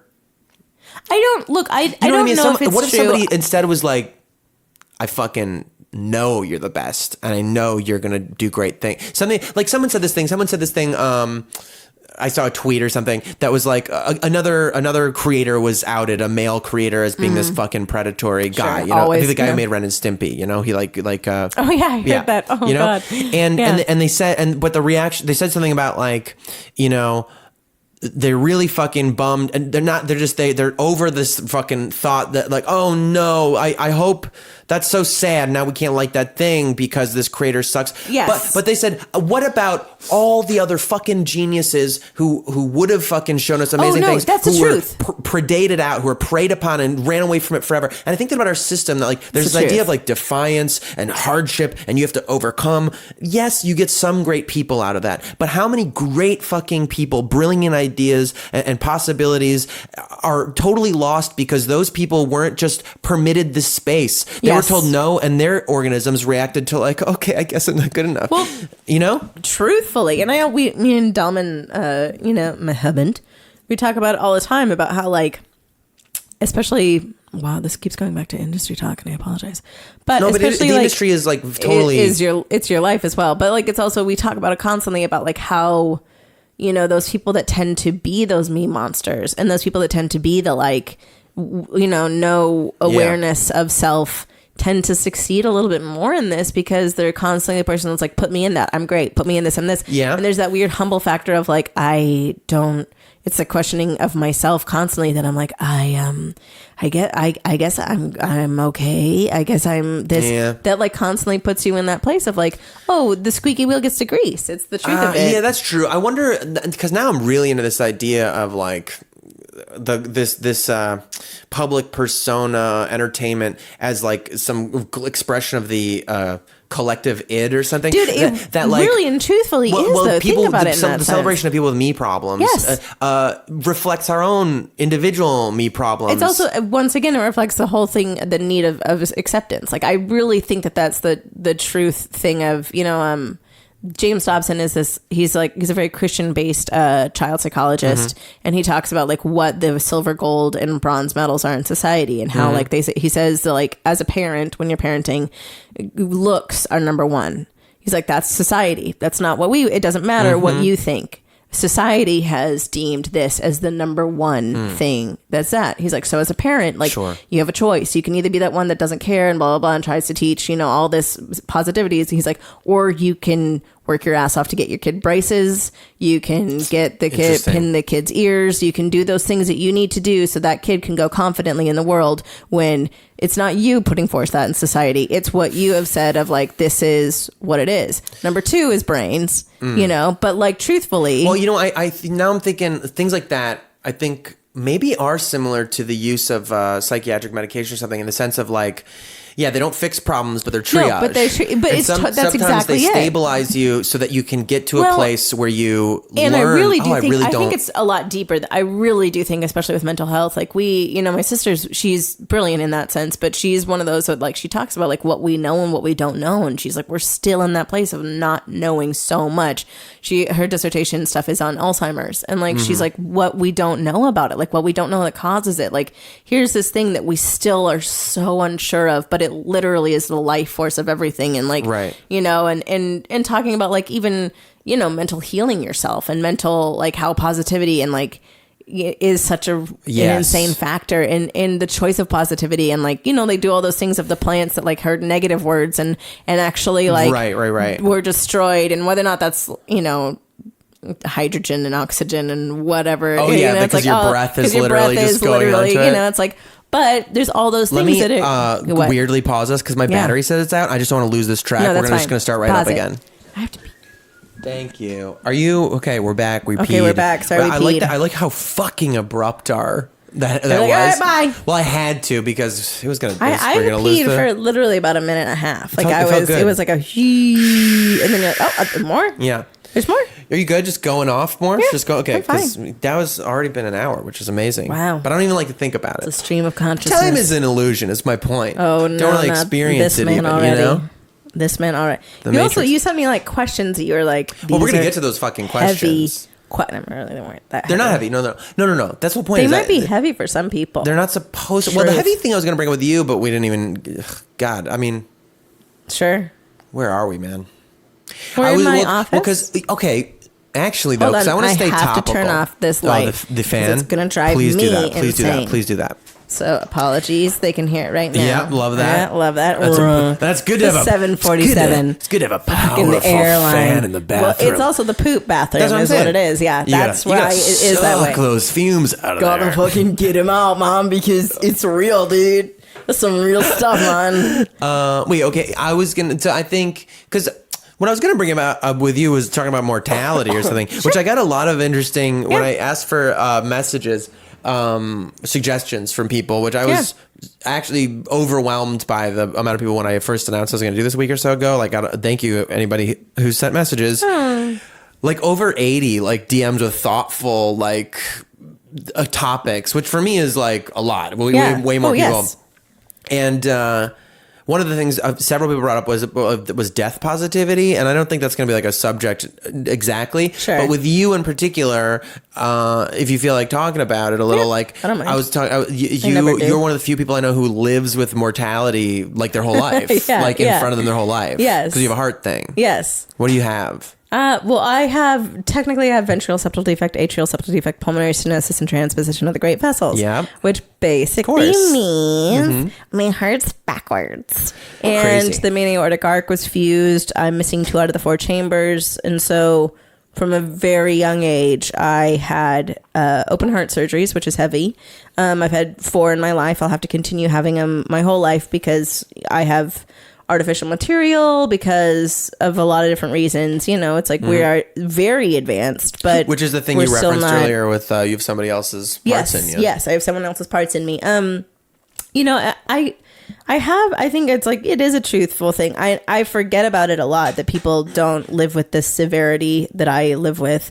So sometimes it frustrates me a lot in people when I see people do dumb things, or when I see people being inconsiderate or things like that. Sometimes that frustrates me. Like, you know, a real thing that's come about, I don't even know why I'm bringing it up, but it's my stream of consciousness. But like something that's really pissed me off in the last like couple years has been like bad drug use, you know, when it's like people being stupid, just being fucking dumb, Right? With like Molly and man-made things that are, it's like, one, you don't know where that's from. 2, like that's a full-on fucking moron making that. FYI, they're making it with like chemicals under their sink and stuff like that. Probably. So it really pisses me off. Other things that really piss me off, cocaine really beats my fucking... It's so funny, that thing I said earlier about like drugs that help you... it really pisses me off because it's so inconsiderate as just like as a person. It's like there's blood on that cocaine. There's the blood of children. There's the blood of women. There's the blood of like of a nation on that. Like that's the kind of stuff that's where it's something like people don't think about, the political implications. Your really good time is literally like death. That's like that's one of those, like, it's become a joke stereotype for LA. It's like the vegan girl who's like, it's not even a thing. I've literally went off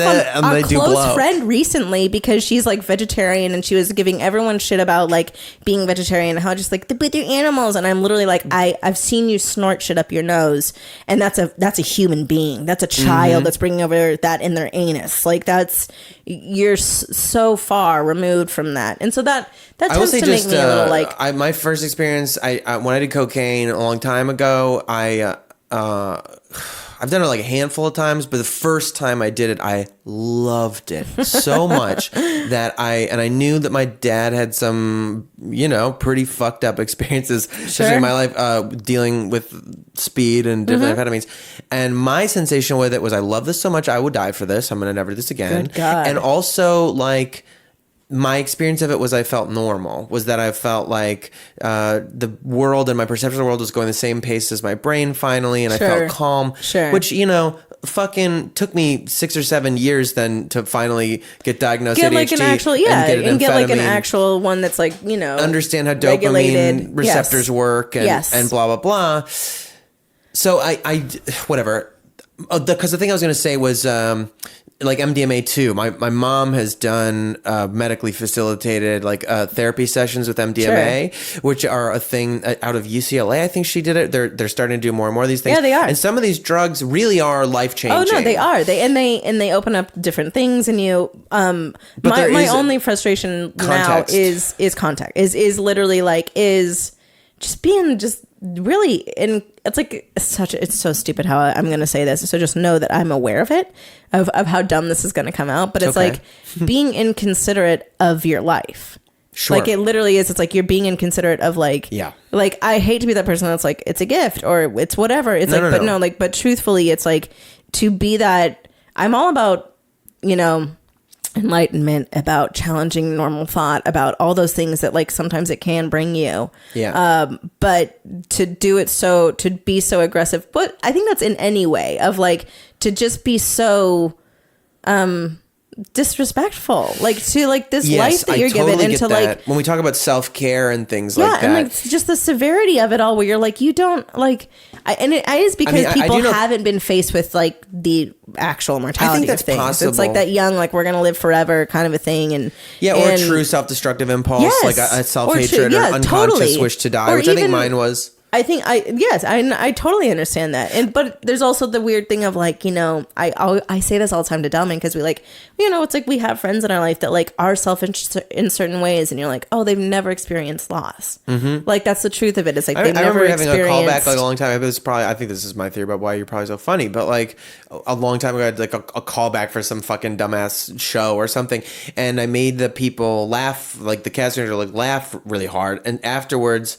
And I'd literally gotten off the phone of a crying, screaming fight with a girlfriend. I was a shattering, relationship-breaking fight, and went in and did the thing. And she goes, "I've seen like 400 people come through to do that, and no one made me. And you made me laugh. That was funny. How'd you do that?" And I said, or how are you so funny? That's what the question was. How are you so funny? And I just said lots and lots of pain without thinking about it. Truthfully, it really is so true. And like, I think that's partly too like people who don't have true loss and are so important about, again, things being real and things mattering. Visceral. They're the people who aren't usually very funny. No, and also are kind of dumb because they don't need to know things, and they don't need. It's like that passive thing. It does feel very attached to curiosity. I think that maybe that's it. Maybe that's what makes me so angry, is being passive in your life. Oh yeah, that's a good one. I think that makes me like. Like, I think that really, because we have friends that like, and I kind of try and think about it. I'm like, why does that person irritate me so much? Or why does that person bug me so much? And it's less about like them being a full moron, which they are, and less about them making dumb decisions, which they do. But it's more about the whole thing of like, you're coasting. You're so passive in everything. You don't realize that like the severity of everything. And yeah, that's good. I think that's a healthy as an intellectual thought to have. I don't think that. I don't think it. And I've been trying. It's something I'm working on consistently. Is like trying to be more accepting of people, even if they are fucking turtle doves. I think it's important. That's good. I think it is important to pay attention to the nagging thought and go like, why am I so obsessed with this thing? Why does this bother me so much? Why? And start inquiry around that. Yeah. And that's the important thing, because anytime, like, again, because it gets back to why is it so important to you to know? I think that extends out to just like, why is it so important to you? Why is it so important to you? And it's, you know, to distance yourself from other people's actions, and no matter what they are, is really important to not go like, well, and it's a self-preservation mode now. And it hasn't been until like years of therapy and like things like that I have like started to enact that a little bit. Yeah. Like it really and truthfully, like growing up, I think I was such a people pleaser because I was such a sick kid that I felt like I had to be like a positive thing. And because I grew up with the connotation of miracle, so I felt like I could really disappoint some people. So you're playing a part right away. You're playing a part right away. You're immediately put into that special category, which really sucks when you don't feel like you are. And, you know, it's like you're put into a lot of those different things. And the biggest one that I've had to like overcome as a person, being a sick kid, being that consistent miracle, my existence altered the life of my parents. My father was... You know, he was in ministry way back in the day. Then he went into like finance and made a ton of money and was a real estate guru and blah, blah, blah. And then he had a daughter who had an open heart problem and fell back into the ministry because it really set his heart in that way. So I literally altered like who they are as people. Like the whole family was altered because of that. You know, my brother was your backwards heart. My backwards his heart. heart backwards. Exactly. Send his heart. By finding really herself, she found everyone. Well, there's something to what you're saying too, though, about like and the frustration of the people and how they treat their bodies or something I think is essential to like spiritual development and honestly like ultimately well-being even. Sure. Is the understanding of of your body as something that is not you but belongs to you, and that it is what carries you through the world, and therefore it is for you to shepherd. And there are some Judeo-Christian values that I think are really beautiful with the shepherd and his flock. With the shepherd and his flock, but also maybe this is more of a puritanical Protestant thing, but the kind of, what do they call it? There's a word for it that basically is like stewardship. Stewardship, like the idea of taking care of things and showing love and respect for things by putting love caring into it and getting love out of it. Yes. I'm thinking of somebody who's very fucking messy, and like I don't really extend. I do my best in this principle. And I have noticed too, as my brain has become a little more ordered, as again, I think the triage of medication doesn't fix you, but it allows you sometimes the equanimity or something to to start enacting perspective. Once again, perspective shifting. Yeah, and to start using the tools that you've learned in therapy over there to actually be able to use them instead of being like, what the fuck do I do with these tools? You know? Yeah. But the stewardship with the vessel in particular is one that I have, and that, but you're always, I think it's important to be in communication with it and at least be conscious about it, because it is also your gateway to play with the boundaries of, in terms of using psychedelic substances or whatever, where you say like, well, this is the only thing I have to experience these 3 dimensions. I do need to push about it. I need to eat things that are bad for me and make bad choices. Paradigm shifts. I think honestly, like what sent me off into the comedy scene was like laughter and crying are so autonomically similar. Like it's an autonomic response that happens in everyone. We can't really define why it happens. What makes someone laugh is something that someone else doesn't. It's same with crying, same with emotions. It's like that flooding of emotion. Also what it puts in your brain, like oxytocin and everything that it actually like sends penetrating through your body. Like it's such a fascinating thing to me. And that was one of those, like, laughter and comedy was really one of those things that, like, it genuinely was something that I needed as a coping mechanism. But also it was such a fascinating thing for me to, like, to elicit that response from someone is such a beautiful thing. Oh yeah, you're like, funny with it. You are the cruelest funny person I've ever met. When you get somebody, I've happened to me multiple times. I can feel you have like a predator's sense about.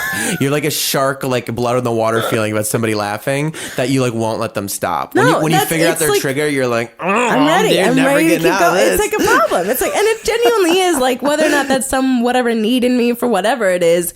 It's just something that I don't know. I think you're a healer to it. Oh, thanks, buddy. That's gonna make me cry. Why'd that happen? Well, in our small circle idea of people that you love or that you know immediately that you are gonna have some commonality with or some spiritual meaning in your connection. Like when I met you, I've said the story, so I'm just gonna say it again. You know about it, but I'm gonna tell it because I like it and I think it's valuable what we're talking about. Is I definitely love and care and languages of love. One of my big ones is touch. Yeah. And also realizing early on that I was a person who wanted to please people and as an empty vessel kind of person, like someone who didn't really like being me, liked to empty it out to be other characters and act. There was also this thing of like, oh, it's fine. It's just LA. Yeah, okay. Everyone's gonna die. I was like, as long as it's not like a plane. No, we're good. No, I was like, but the feeling that, like I always said, I thought like the idea of seduction, the idea of like picking somebody up was so easy. All you had to do was just pick up on the story they wanted to be part of and then be the part of the story they wanted. Yeah. And that in retrospect is so sociopathic. It's so like, I'm so not here. Changing your narrative consistently. Easily. Yeah. Without not even thinking about it, just chameleoning it. And what do you want me to be? I'll be that easy. And that resulting sometimes in that werewolf moment of being like, what am I doing here? Yeah. Like being back in somebody's bedroom and starting to get naked and then being like, wait, why am I here? What am I? And so along with that came like a feeling that people wanted things from me or needed things from me, which again was probably not true, but I perceived that.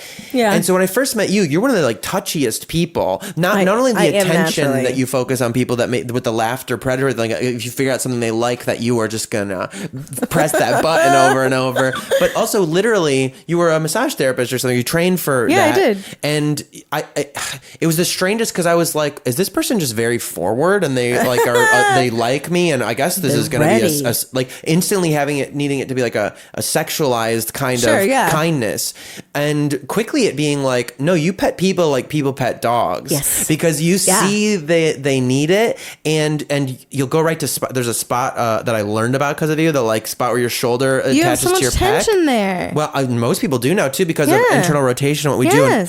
And it was like so crippling and so kind. It was like just this weirdly generous thing. And I think they're connected. This need to touch people's spots of tension physically is very connected to your innate sense of where you're going to drain all that laughter out of them. Like it's very true. Like, you know, the way like you laugh when something horrible happens or you're in a ton of pain, you laugh. Yes. It's almost like laughter is like the weird and the satisfaction of like popping a zit. Yes. Like it's that your release. hate, your It's pain, such a- your sadness is this like toxic pus you keep. And when somebody gets you to laugh, you're just scooping that all out. Really truthful. I really do think that it's so true because there is that weird, like, again, it's that similar release of like the same way that pain is a release, the same way that like crying is a release. It's the same release to me. It's That the expulsion. same. Yeah. And it's the same, like, also like why we find things funny, and I find things so funny in the dark. Like I have to hold myself back a lot from like what I think is truly funny because it's usually very dark and very. I totally get that. I also think connected to the making fun of people kind of character thing people tend to do. We were talking about it once about why, like, they were saying something they saw that made fun of a certain idea was mean-spirited. They were like, it's just not funny because it seems mean-spirited. Yeah. I think I can make fun of things I don't like or don't respect because even those things are coming from a true like love. Yeah. Where you're like, you just love people and how fucking terrible they are.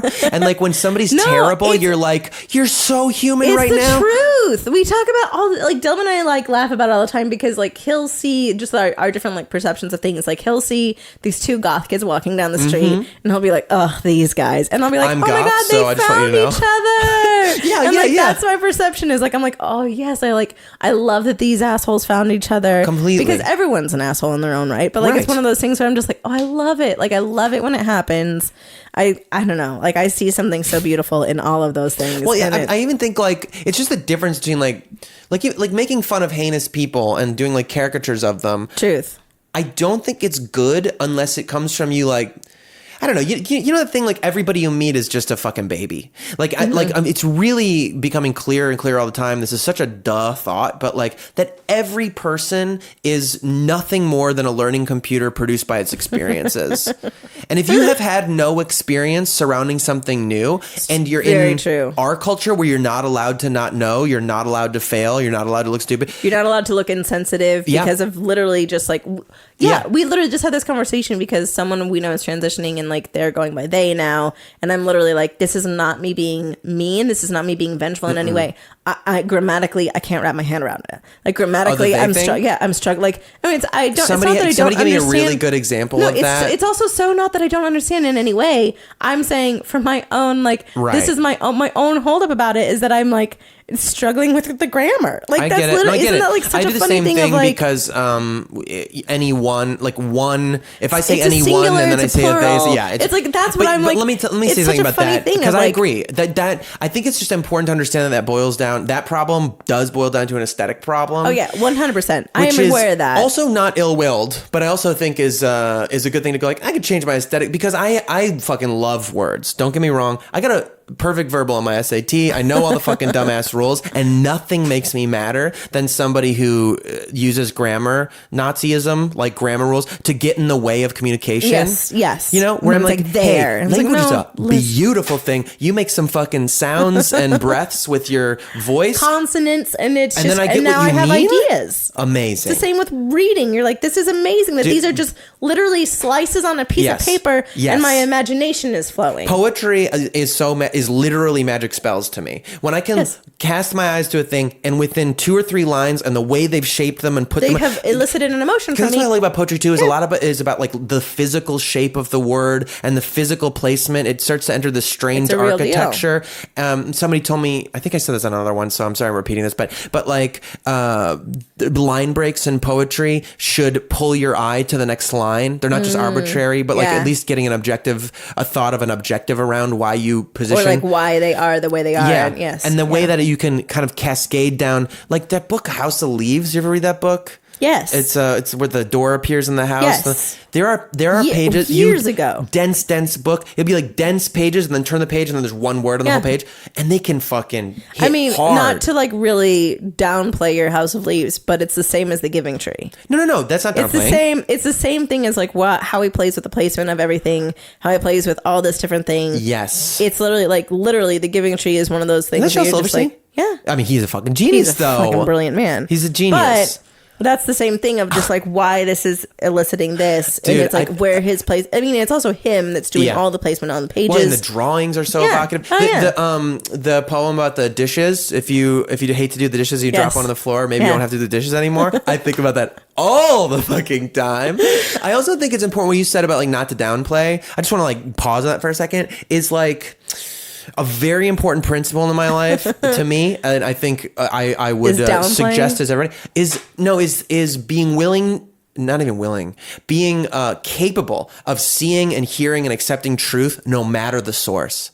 So if somebody you fucking hate, somebody with toxic, evil, hateful rhetoric, that's a true thing. Says something true, and you can't hear it because of who it comes from. You got a problem. Well, it's similar to circle back on the sense of like these people, you know, like everyone's looping in all these monsters with like horrible things with the hashtag #MeToo movement and all those things. And it's like, it is degrading. It's like, well, does it still degrade their art? Like, does it mean that their art is worthless? Well, I actually think it does. I can't separate art from the artist. I understand. You say that now, but it's also, I truly think that there is some certain, and this is also like coming from a woman. So, you know, I'm waiting for the mob to come, but I also think that sometimes people will say things and do things because they battle with those demons so tragically. Fucking absolutely. Like really and truthfully, like why this is a thing is because of the battle. And I think sometimes, truthfully, sometimes a really good example of that is like, I was forced to read Mein Kampf in college, and I hated how much some things resonated with me. Of course, genuinely, I think it's violently hated with it. But do I have to separate that person from that idea? Like, not really. Truthfully, like, and also like, it's a tough. I understand the waters are tough to navigate. It really is, but I really think sometimes, like, because especially with mental health and everything, like sometimes you know the monster so well because it lives within you. You know? Fuck yeah. Of course. Like you can define that so this much. is the thing I think about. Like people like to get into this free speech debate about letting like Nazis speak or all right people. Right? And people are like, oh, these leftists don't believe in free fucking speech because they don't want to let these people say not right. But well, this dumb like capitalism's full of lies. But one of them I want that to be your first merch capitalism was full of lies. That's gonna be your first like podcast the one I was trying to get. Capitalism is full of lies. Well, and I was trying to get my the good one bad brain on the back. I was trying to get that jean jacket made at VidCon last year. I wanted the corporate jean jacket that was going to say capitalism is genocide, and I just couldn't get in the lounge. Very unfortunate. I wasn't accepted in, which is really nice in a meta sense. Oh, it's beautiful. But just okay, like one of the things is that in that we apply free market principles, this idea of freedom, whatever, to ideas too, and we're like, well, the civilized thing would be is to hear the ideas out, and the better idea will win, my good sir. Which is not fucking true. It's not the truth. Like, but that's my argument of like when people are inherently bad and like nature versus nurture and like all those different things. That's genuinely my like thing about it. And this is also, note that this is me saying this like now in retrospect. Like it's also me saying like, okay, so do we just take away all this? Now we're in a place in society where it's like, oh no, now you know what's right and wrong, and like it's up to you to be a better person, and it's up to you to like know this. Like truthfully, definitely to do your fucking best, because I think what's scary is like nobody really does bad things without being convinced that they're doing a good thing, that they're doing a bad thing for a good result. You know what I mean? Like ultimately, like on some level, there's a way they convince themselves they're doing something good. Unless you're truly a sadist and you're getting off on the idea of transgression. You know what I'm saying?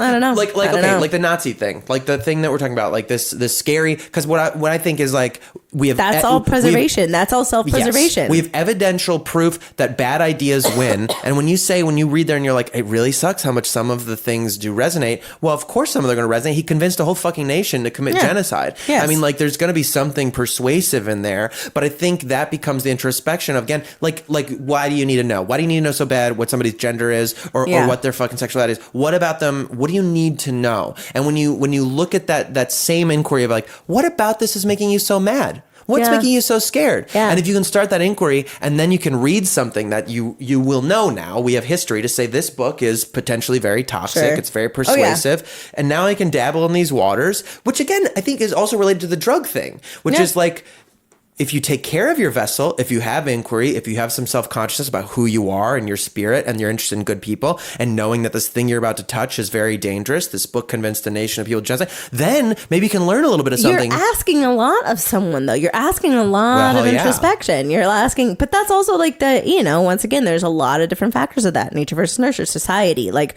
what is the ideal of someone? Not everyone is on this plane in which they're trying to find themselves in that. Well, which is why to me, like, there needs to be a fundamental restructuring of what we think like being a good person is, which to me is but that also means that like you're getting into dangerous lines of like what IQ can handle that concept. Oh, like, I don't believe in that. I don't believe it's an IQ thing. Are you serious? Yes, no. of course it is. No, I don't think so. Really? I'll tell you why I don't think so. All right. I think maybe you can get past a certain point where the organism just doesn't have the capacity to relearn, which I think might be related to the IQ thing. Because these are also concepts that are like truthfully like that some people just can't learn. Well, we do know that broadly conservative and broadly liberal principles are genetic. That basically, and this is what it is. They did it because there was this test where they had. Basically, they had this test where they took twins. It sounds so contrived, but they took like fraternal twins, identical twins. I don't think it matters. They were twins because they shared so much chromosomes. Definitely matters. But were adopted into different households that had different politics and raised. And it does matter because they said with fraternal twins, their politics were more likely to align with the families that they were in. And with identical twins, the politics of the twins more often matched up. And it didn't have to do with the family. And so they go, we know for sure genetically. And the idea is that the broad idea that came out of it was like, well, let's look at what would keep organisms and humanity alive. What principle would keep you alive? One broad general principle of selfishness, of focus on security, making sure threats are kept outside and ours are kept in. And we fucking focus on that and the preservation of our people. Very conservative general worldview. You don't think nurture has anything to do with that? Do you think? No, I think it does. But I'm just saying, hold on. So I think it definitely does, and I'll wrap up my fucking belief with that. And then this other broad idea of looking at humanity would be that, like, if we work together, we include people, we're going to take care of people, we're going to cooperate, and we're going to then things that would also keep your tribe alive in a pretty good way that survives the winter. And those two basic genotypes or whatever is what makes up people now. This blending of all that, and there's also something to be said for the possibility that a healthy dialogue between those two impulses in society would result in a perfect society where, like, you take care of people, you take care of security, blah, blah, but you also, like, make sure dangerous things don't happen, and there's a little bit of sensibility. My belief, again, is back to this early thing about where I think our spirits are and where civilization has allowed us to be, that we have enough prosperity that we don't need.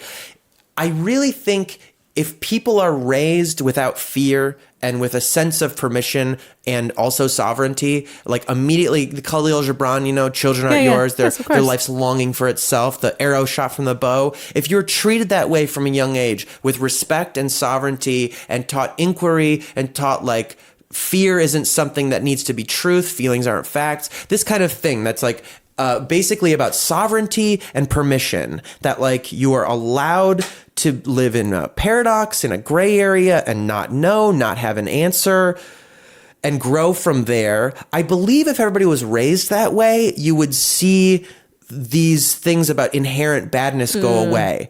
But it is a truism that hurt people and heal people. And if you get fucked up early in life by something and don't have anybody around to dialogue with you about, like, well, what are you feeling? Yeah, or also don't have the capability to truthfully come outside of yourself. Never looked at their own shit. Yes. And so, because my mom started this thing that I'll probably get repeated on this podcast a lot, but that she taught me, I feel like, which is like this just instantly, is that true? Inside. Where like, I feel something, and it's a dialogue back and forth of what if, And is that true? And you go like, oh, I fucking don't like that person. Yeah. And you go, why don't you like, and I go, why? Why? And it goes, is that true? You don't like that person? Yeah, I don't like that person. Why don't you like that person? Well, because they threaten me somehow. And then you go like, well, what if they were the thing you thought? What would happen? And you go, so it starts to take teeth out of things. Oh, yeah. Where you realize, well, I guess they don't really pose a threat to me. I guess they just rub me the wrong way. You're like, well, why do they rub you the wrong way? Well, they embody this one principle. What is it about that principle? And they go, well, I guess maybe I have that principle. That literally you know circles back to like that. I think that circle, it's like it circles back to the me disliking the people that are very passive in their life, or the disregard that. Like it really. Do you like, feel like you're passive in your life? Or do you fear that in yourself? I fear that myself, 100%. Okay, well, like that's an awareness that I already have of like, and it comes with being. I think it comes with a lot of different things, but I think it truthfully comes from me. It comes from being a sick kid and being like, you worked your ass off to be here. Like fucking precious. Why would you waste this? Mm-hmm. Like that's where the like anger of other people comes in. Oh yeah, with that. That's hard to let go of too. That's just being like a poor kid around rich it really people is. too. And like I've told Delman this before, that like for me, forming seriously strong connections with people was really difficult, because it was like you knew you were gonna die, and it's a lot easier to not disappoint someone by your death. Like, so you just don't form these like, I mean, it's like I see people that have friendships of over years, and I truthfully don't, not until like my probably like mid-20s did I start to actually go like, oh, it's okay to let that person in now. Mm-hmm. Like really, and honestly, like I would have people that I would be getting too close with, and I would cut them off immediately, because it was just one of those things of like, I know that I am gonna kick it. Like I've known since the day, and in order to not disappoint you, and in order to not disappoint me, it's just going to be easier for both of us if I just don't let this continue. And I did it with a slew of men. I did it with a slew of female friends. And really, like, I think it's also why in my life I have like that four that you're like, they would be capable of dealing with it. Yes. They would be a person that would be capable of dealing with there's my death. a book that I read. There's a science fiction series I just love. It's called, the first one's called Heroes Die, and they're very like pulpy. I reread the first one now, and there's plenty I can find that's problematic about them, but they hit me at a time in my life, and each book seemed to perfectly resonate. Always. And there's this one of the last ones he wrote, and there's this character in the book called the Horse Witch, and she's like this witchy figure that like lives with thousands of horses. And you find out the horses, they're feral horses. So they're all horses that were domesticated, were abused, and ran away to join the witch herd. The witch herd. And people, and there's this part of the book where she talks about who she is, and she goes like, they call me the Horse Witch because I'm witchy and because I'm around horses, but that's not really what I am. And it turns out she's this deity. She has two different colored eyes, one brown and one blue. And she says what she does is she's a deity of forgiveness and permission, and she goes in this thing about like it's forgiveness for every time I bring this up, it makes me fucking freak out. This is amazing. I love it. She goes, it's forgiveness for every bad thing that ever happened to you, and permission to be who you are, basically. But the bad thing, that part, she delves into and goes like, and this is why the feral horses are with her. There's something in our brain that cannot process pain without understanding it as punishment. Yes. And punishment means you did something to deserve it. Yeah. And I think in looking for like you touch a stove, I fucking touch a stove, it's hot. Oh, that's my fucking fault. Yeah. That's something I can control. I won't do that again. So the idea that a bad thing happens to you and you experience pain, you have to look for a reason. And with that reason comes deserving it. And that causes so many fucking problems with us, because it creates this anger when somebody else causes me discomfort because I don't like how they are. I assume they're doing something to me. They're hurting me, and they're hurting me because I deserve it. And if I've already gone through a phase of rebellion where like I don't always deserve it, then I get mad at them because they're doing something to me that I didn't deserve when they didn't do anything. And I think being able to understand pain or discomfort from other beings, or the kind of fucking shitty things other people do, starting to comprehend it more as weather. Like nobody gets mad personally at a tornado. Or like a rainstorm, because it's just a thing that happens. It didn't wish you ill will. It just happens. Yeah. And I think like being able to detach your pain from an understanding of being punished by someone in a way you don't deserve. So then when somebody does something irritating, acts shitty, acts whatever, you start getting nervous because you're getting too close to them, and so you start pushing them away. And being able to go like, well, I know why I'm doing this, because I'm experiencing pain, and I need to assign a place to it. and it's associated with them. And so if I just get rid of that, then the pain will go away. Or because it's again enacting that self-preservation of like, I know that this will result in pain. Yes. So, yeah. I think being able to take value judgment, pain is a thing. Suffering is a choice. Pain happens. Suffering is something you pick, I believe. And if you can look at your pain that someone else is causing or something else, this to me then comes the rich kids who like, or the people who do drugs and they're just squandering something that you know is so valuable. And being able to go like, well, they're not doing something to me. It bothers me because it resonates with me and my fear of squandering. It truthfully is that. And it's also, I mean, again, that's after years of therapy of someone being like, you know, it's the cardinal rule in AA. You're powerless over people, places, and things. Right. You know, like it really is. That's the cardinal rule of like, you know. I spent some time in Al-Anon. Which really, is truthfully, like it's very helpful in that sense of like, my mother always says this of like, I mean, she has a lot of like wonderful little things. She's a marriage family therapist, so it helps a lot. But she always says, I know. Wait, who's that? My mother. So your mom's a marriage family therapist. My sister's your a sister's psychiatrist. a PTSD psychiatrist. My father your father's is a pastor. Pastor, but also, you know, multiple insane degrees on apologetics, which is like scientifically proving there's a God. This is explaining a lot about how you are my who you brother are. is an incredible singer-songwriter that has the deepest well of emotion I've ever met out of any human alive. And then throw in a body that like you really can't fucking rely on and didn't do anything to deserve. Yeah. Oh, that makes sense. That's a recipe for a lead. And it literally is. It's also a recipe for like my family. Like my sister is this like, I mean, she's so, growing up, she was the most headstrong, stubborn child you've ever met in your entire life.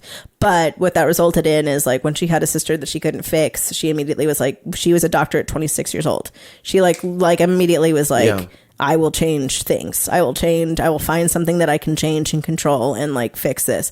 My brother was the peacemaker in the middle. That was literally like, I have to make the world a better place through love and emotion and happiness. Right. And he was always the one that made us laugh. Just like put more beauty in the in darkest time, he was always the one that was like the jokester and made everyone laugh. And I mean, it's just like, so it was, you know, it's like, that's such a nurture argument of like, that's such a, this is why you are the way that you are, kind of a you know, stemming off of that. Yeah. But I forget what my mother, she always says, this is one that it worked 5 minutes ago, but it's an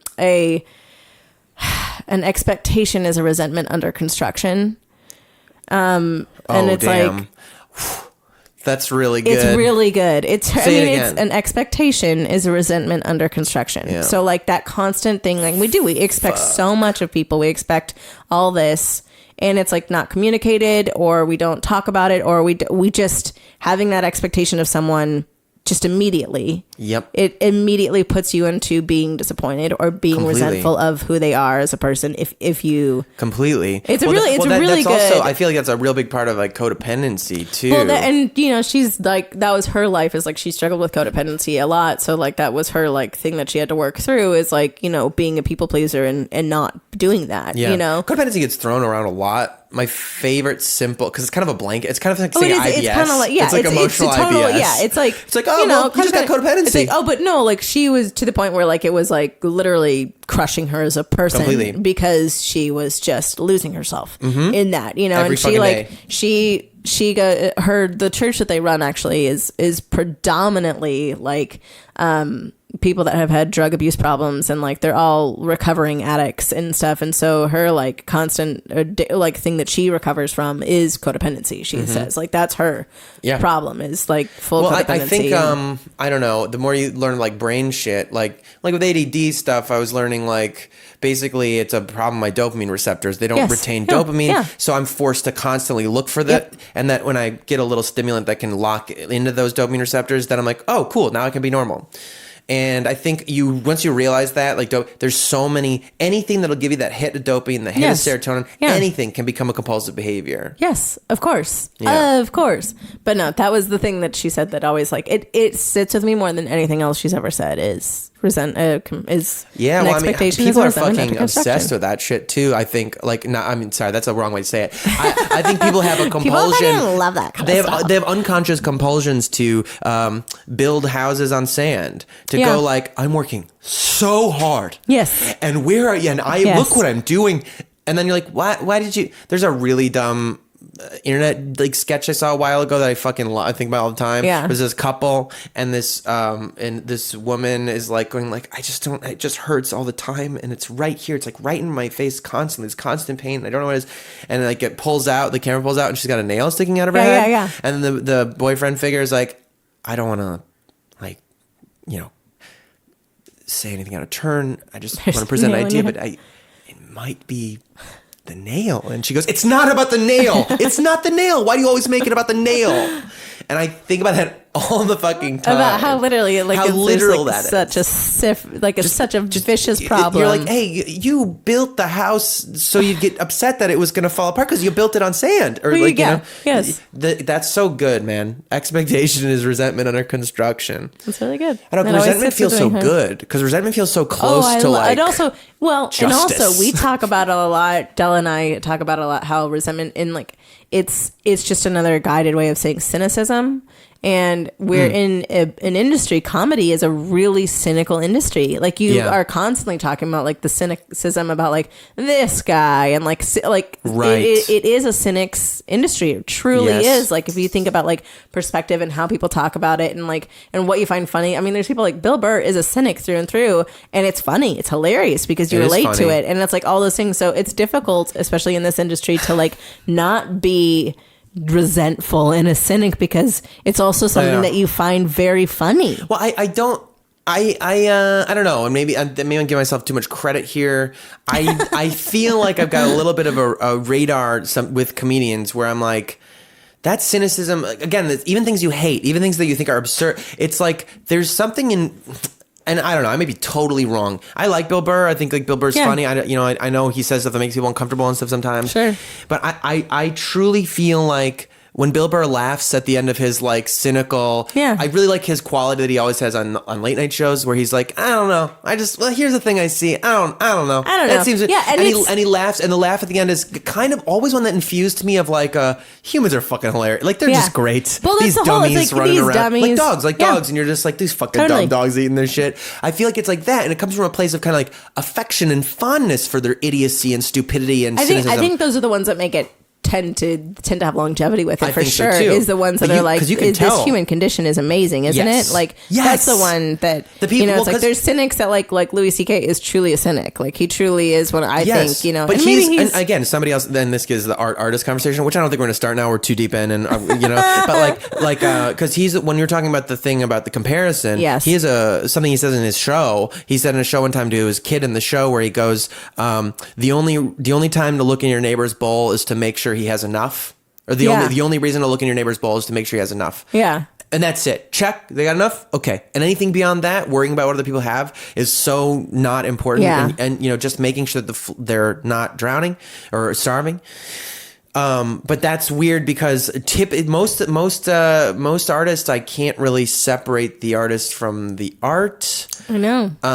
It's been. I mean, I think it is a struggle. It is genuinely. It really is a struggle now, and especially I think we're moving forward into a thing now where it's like, okay, unfortunately, like in the past, we have had this guise of like what society tells you is okay and like what is pushing as this and how women were treated, and they were just treated incredibly poorly and as a second-rate citizen and blah blah blah blah. Completely. So it's like, so there is fault in you as a person if you choose to do some things, but there truly is a fault in the society. There truly is a fault in what there is accepted or this. Now we're at that place now of being like, okay, we're done. Okay, like now it's not okay anymore. So like now you get to know better. I constantly think about it like how would it have been? Like I think about the people that I like. I'm in love with like the Marx Brothers. Like they're gods to me. Okay, and I'm like if I were to find something out about them, that of like how good thing to horrible. Say Chaplin, I know. I'm right. Like what if Harpo was married a fucking total 15-year-old, fucking monster? I mean, like probably truthfully, was. Like, I mean, let's be real. But like it's a difficult thing. It really is a difficult thing for me to separate and be like, well, do I just not think that they're brilliant and amazing and whatever that they are think now? Or the point is that we overcome our compulsions. I mean, like when we talk about the werewolf thing, and I think it's really important not to act like we're all fucking normal, clean people. No. Like I like S&M shit. I think we have dark shit in ourselves. You have to know that about it. I do combat sports like partially and in a great deal submission grappling to deal with like Thanatos fears and impulses. Yeah. It fucking, as much as I learn from humility of having somebody choke me out and simulating Sure. my own death, as much as I have to acknowledge the joy in fucking taking someone's life. Like Sure. that's what it is. Sure. They tap, you don't do it. Never. Because you create a respectful, safe environment to explore Sure. these dark parts of Also, yourself. those inklings are your inklings, and they're not. It's like one of those like accepting Yeah. of like, yeah. Well, I think that's part of why the society, people are, like you said, I think you said something earlier, there's that kind of idea though about like when somebody's really yelling and pointing at something a lot, like that really bothers them, Yeah. probably it start to like look at that issue in themselves. 100%. And I think society being able to like with some of the stuff, like the movements, which are good movements overall. Yeah. I do think there's an extra aggression from like, well, not all men, the guys who do that stuff, yes. that is completely like, let's look in the fucking mirror, But hold dude. on, because like I mean, even Dahl was telling because he is. I mean, Well, I won't call him a finish it beta up, like, male. I would but- say that the werewolf thing, like Yes. the sex impulse thing, is like going back to the Marx Brothers. It's like people do fucked up things. Yes. Yeah. You should have boundaries to understand that our people Yes. exist and not allow because your chemicals will dehumanize humans. Yes. As soon as you're fucking hungry and gotta pee, people aren't humans to you. Yeah. You're like, get the fuck out of my way. Yeah. And if you add in like horniness and some latent rage and stuff like that, it's resentment. Like, Yeah. Oh, yeah. I that- mean, you it's get it. You all- can see the soup. Yes. If we could dialogue about this earlier in life and not demonize it completely, perhaps it wouldn't be spewed Yeah. and preying upon people. Well, it's the same thing of like, but it's also like if we weren't treated as sexual objects, if we weren't treated as objects instead of this, then it Right. wouldn't be like. Then I don't think it would be a thing that even is coming into play. It'd be like a yes/no situation. We'd all move on. But like, there's such a weird stigma about like repressing those Yeah. sexual urges. There's such a weird Well, stigma about like all yeah. those things that it's like. To me, it's about. I really think you have to be able to have a dialogue with it because, like, when you're a young boy, even Sure, if you I know this. even you have sisters and moms and females in your life who are not sexual objects to you. I do think the same way when you're hungry and thirsty and you have to go to the bathroom, suddenly people are like, just get out of the fucking line and you don't care who or what they are, they're about their experience. Yeah. No matter how empathetic you are or whatever, there are times when you're like, I just want that Self-preservation. person. Self-preservation, which in a meta sense, but like your chemicals are just saying like that are making people objects. I think anybody who has lusted after anybody in their life without knowing who they are, without like, where they just walk into the room and you go, I get it. Everyone's Michael done B. that. Jordan. I get it. Michael B. Jordan. I get it. Michael B. Jordan, precisely. Literally, in Black Panther, I was alone in the movie theater, Yes. and literally there was a moment Totally in makes which sense. something happened, and I was like, "Burf!" Like it was like a burger. What did you say on Valley Folk podcast? I literally Give me it a was like- canoe. I was like, it was a full canoe situation. I was like, goodbye, see you later. Going down the river, everyone. I just feel like so. Let's not pretend we don't understand the Sure. objectification No. impulse. What we should not accept is saying like you as this fucking You animal deserve body this now, that yes. you deserve it or that you can't fucking control it. Like Yeah. this is a hilarious thing I think when you get into like especially like right leaning men and men's rights and all Yes. this is like. They love the concept of lifting by the bootstraps when applied to economics or getting stronger or like you're sad about being poor. Yeah. Why don't you just get smarter and Go get get out a of your job. situation Yeah. and make it Yeah. happen like a Navy SEAL Yeah. would, Yes. Self-determination, self-governance. When it's fucking has a vagina and no. it makes you feel feelings Yeah. about then it's like, well, what the fuck could I do? I don't know. I have no fucking control over this. I don't know what it is. Pick me up by my bootstraps It's like, and where'd not you go? rail that woman. Yeah, where's your fucking bootstraps impulse about like you have control over your destiny when or suddenly or your dinker. I'm yeah like, yeah. Oh, but now you're horny. whoopsie doozy. You get it. What can I do? Like a Navy SEAL that was extremely horny. Yeah, He needed to get. men just need to start like applying. Libertarian men need to Truthfully. apply their disgusting and impoverished Yes. capitalist principles to their own peepees, horniness. and then you'd be then you're fine. be fine. We'll be good. Actually, some of them do. Then you get into that Volcel nofap community that's Yeah. just like me and my friends joke about all the time now. We're like, we're the never come society. We're just I I would never give away my power Never. in this way. Never. You're like, good Good luck sustaining it. Have a good time. Just awful. To each their own. But I think with the objectification, with the kind of thing, I do think this becomes important then to separate oneself from the value that you feel implicit by the feelings or things that happen to your vessel, and to start to just to understand, like, okay, my body, it might be monstrous and have like feelings and the chemicals that tell it to do things. I don't need to do what they say, though, and creating that dialogue that then also can understand when things happen to me or when I'm and that creates this space of allowance to go, like, you need to take responsibility for what you did and what you're going through, but I can also start to separate the thing that's struggling to take responsibility and exist and struggling to have a dialogue with the thing. Yeah. And if you can start that dialogue earlier, which I think is connected to like self-hatred around vanity and body problems and body, image problems, or just starting to go like, oh, it's not me, it's just mine. Like I get stopped by my reflection frequently because I don't identify with it. Do you know what I'm saying? All the time. I actually genuinely do. I actually genuinely do. I seriously, someone will go like, fucking checking yourself out. Well, no, I just go like, what the fuck is that? I actually genuinely do viciously, because they always like, I was like a Weight Watchers leader for a very long time. And it was always like, they always have that weird, stupid phrase of like, it's like the skinny girl that was trapped within. And it's like, I don't. That's what they say? They say, well, it's like, it's like you feel like a skinny girl trapped in a fat girl's body kind of a thing. Like, that's a common thing that, like, I mean, not all people have that, but like people. That's interesting. It's a constant thing of like people with weight problems always say that they felt like they were this trapped into this body. And truthfully, like with however my weight has ever been fluctuating constantly, which it is, it's like one of those things of like, I don't ever feel that way. And then you feel a weird guilt for not feeling that way. Or you feel a weird guilt for like being on the thicker side of things and then not having this like a insane propensity to be that like body positive movement. Like you're like, it's such a weird thing where you're just like, I consistently go with the like, I know who I think I am. I know what I think I look like.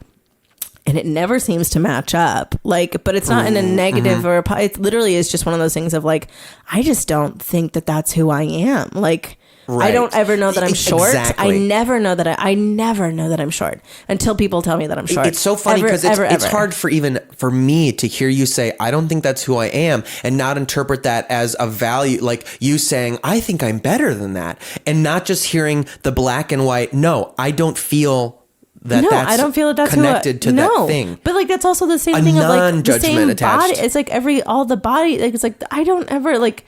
That's not who I am as a person. That doesn't garner my worth. That doesn't anything. Like all of that. Like it's the same with the like gender and with the body and with all that. Like all those things tied into one. I'm like, I just don't think that matters to who I am as a person. Yeah. I think that's why it's so elusive to me. Like when Tom Hardy said that thing, it's like why that's so nice is to just be like, I guess it's just never really mattered to me, and it's frustrating that it matters to others. Like I think it's hard for people to say that. Of course, that's a reality that your body has chemicals and things, and it's just by being a person, you are political. Yeah. That it's informed by that, and saying that matters and that's real, and also I'm allowed to be or see or feel any other fucking thing. Yeah. And it's just people are so binary. It's so hard for them. It's like I think it's hard for people to promote self-responsibility and also not victim shame. You know? True. To say like, hey, you didn't do anything wrong to have bad things happen to you. Yeah. Also, here are things you could do to mitigate those happening to you. Truthfully. And it's like, you're a fucking monster for saying that. How dare you tell me that? But truthfully, it's like, it's helpful. It's empowering. It's also one of those things of like, you gotta know that stuff. And just understanding, I think that's a bigger thing of just saying like, hey, paradox is real. sorry to tell you, but like things that directly contradict each other exist in the same place at the same time every fucking day of your life. And if you don't get used to that, you're never gonna, I don't know. Of the constant challenge of that. Yeah. People just need to pick... Again, getting back to that first thing. People need things to be real. They need things to be like this and not that. You need certainty. They need certainty in every sense of the word. Yeah, you're right. I'm getting shaky with real. Because real, I do believe things are real. See, that gets paradoxical too, because that's the existential thing. That's like, you can't even... I mean, like, you're wormholing. You are... What they're doing. This is welcome to my good bad brain. I just think it's important to say, like, to me, the realization is... Nothing makes any sense. reality, existence, the perfect zone in which life could have developed, and this thing we're having it doesn't make any sense. So what are the inherent truths then? To me, to me, that seems implicit. That's like, and that's why it's so special. That's why it matters. That's why we should. To me, it's like you don't think? I mean, like, there's like truth. Like, I think there's truth in like the things that I know that are positive. Like the things that I know are an inherent truth. Like I know inherently that like people deserve love. That love is real. That Yes. like that is my inherent truth. Is how did like, you come to that? wanting it, being the soul, being that is the sole thing that I've ever wanted. To me, that's why you're a good person. Well, like, thank you. I mean, this is what I mean by that. I think every human being faces this question of solipsism Yes. at some point early in your life, Yeah. right? This idea that I'm the only one, it's all in my head. Yes. You come out the other end of that reality, which is connected to the existential truth that nothing matters and it's just here. Yeah. And you come out the other side and I guess a bad person would say, and that's why I can do whatever the fuck I want. Blah, blah, blah. Sure. Yeah. A good person goes, oh, wait, everybody has the solipsistic question. Yes. This depth and breadth of experience that I'm having, which is inherent within everyone.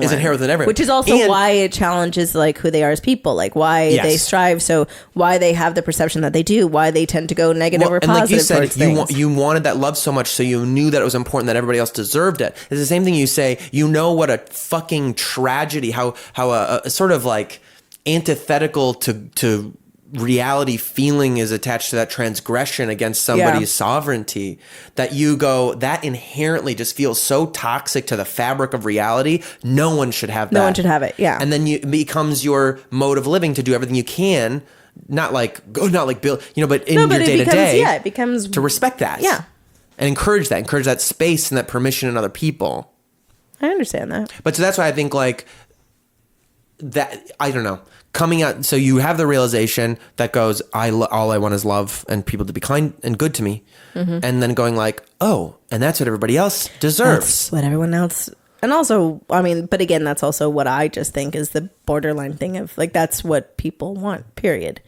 And if they know how to get that or how to elicit that or why they are striving for it in a different way, Yes. or like what fuels them in that sense. And I think that's the self-preservation thing consistently of like whether or not they're assholes or whether or not they're this, whether or not they're that is literally boils down to that acceptance and love. I completely So agree. weird. I think that nature nurture question that you had earlier is part of that too, where I Yes. really truly believe if you are raised with the implicit understanding that there will always be enough love for you, there will be extra, it doesn't run out, then I don't think you treat other people poorly because you're not worried about there not being enough.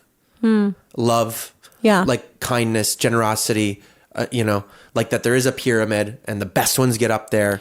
Well, I mean, it's a very, like I'm fortunate. I'm fortunate that I come Right. from a very like, I mean, we both truthfully, are, I guess, yes, truthfully. I mean, it really is. that it's we like kind the of were truth raised of with like a lot it's of a love. little, that's it really. And also like for as different as they were with religion and with this and the other thing, acceptance was very real in my household.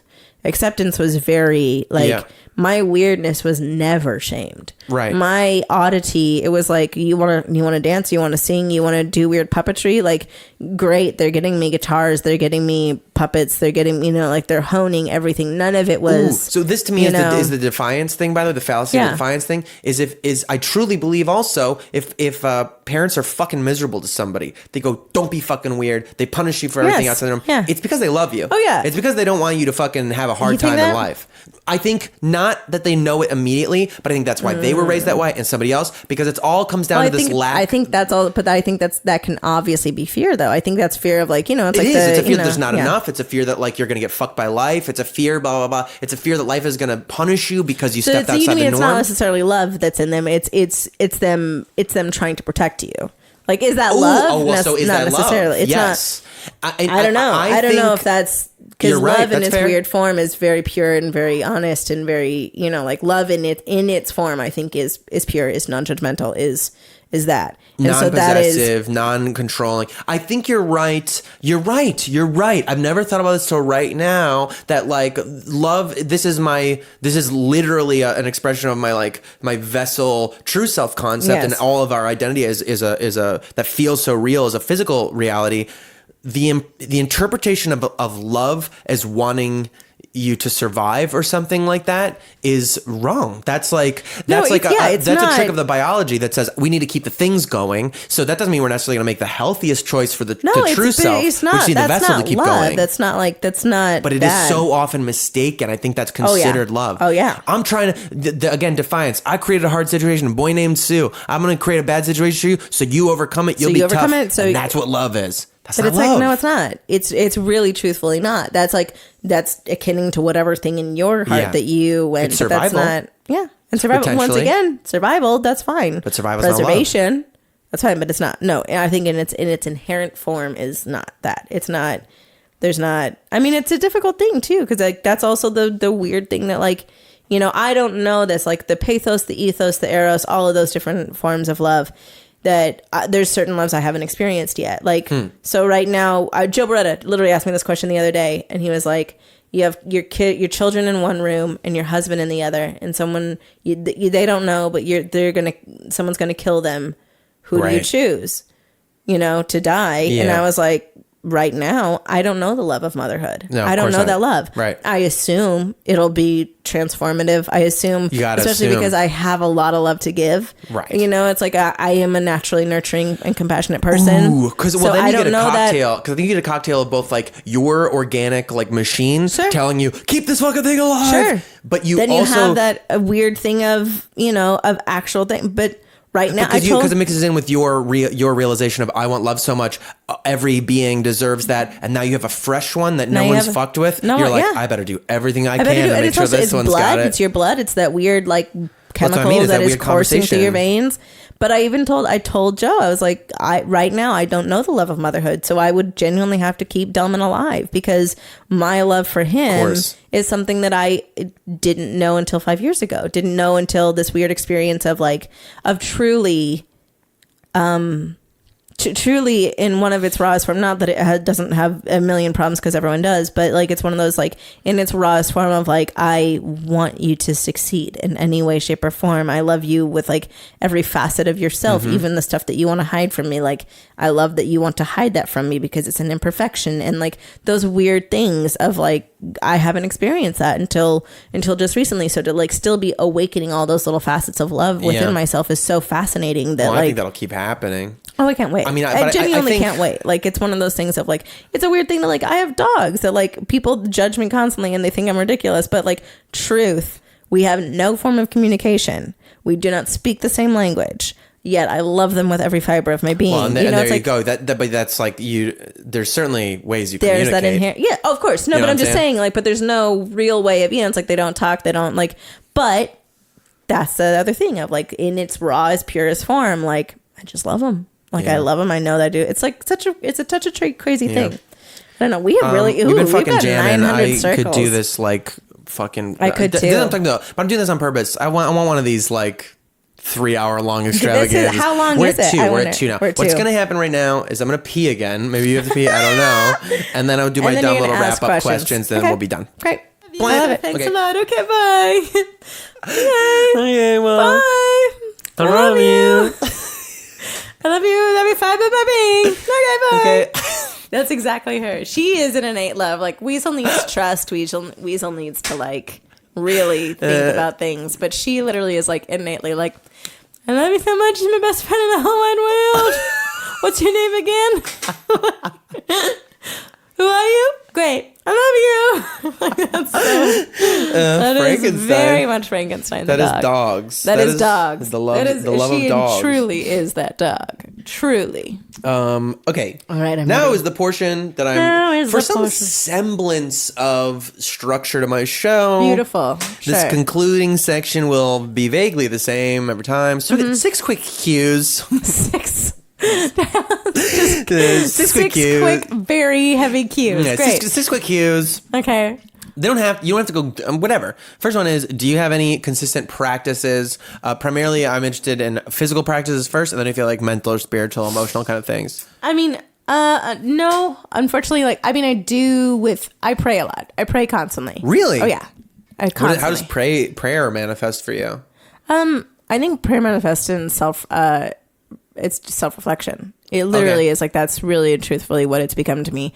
I prayed a lot when I was a kid, obviously because of growing up in the house that I did, like, but it was also, I noticed from day one, it was like a really, really great way to have just self-reflection. When you pray, do you just start having a talk in your head? Do you talk out loud? Do you talk in put my your head hands most together? of the time? No, it's not like, you know, sitting on the edge of the bed, putting my hands together, you know, whatever. It literally is like having a dialogue, because I feel like if there is, I am a believer in like a higher power. Like I am, that's something that I do genuinely think what it's defined as. I say God all the time and like refer to God and whatever. And typically it's just like, I think people love to split hairs and they politicize everything. And they say, if you say God, that probably means you mean a fucking bearded dude throwing lightning bolts. No. And that's the truth of it. I mean, like, I'm going to say weird things of like, I really think it's leaning more in the mother sense of like, that's what, like on every level. For me, that's what I've always pictured is like, if it is going to be like defined by some man, it's going to be the most kind.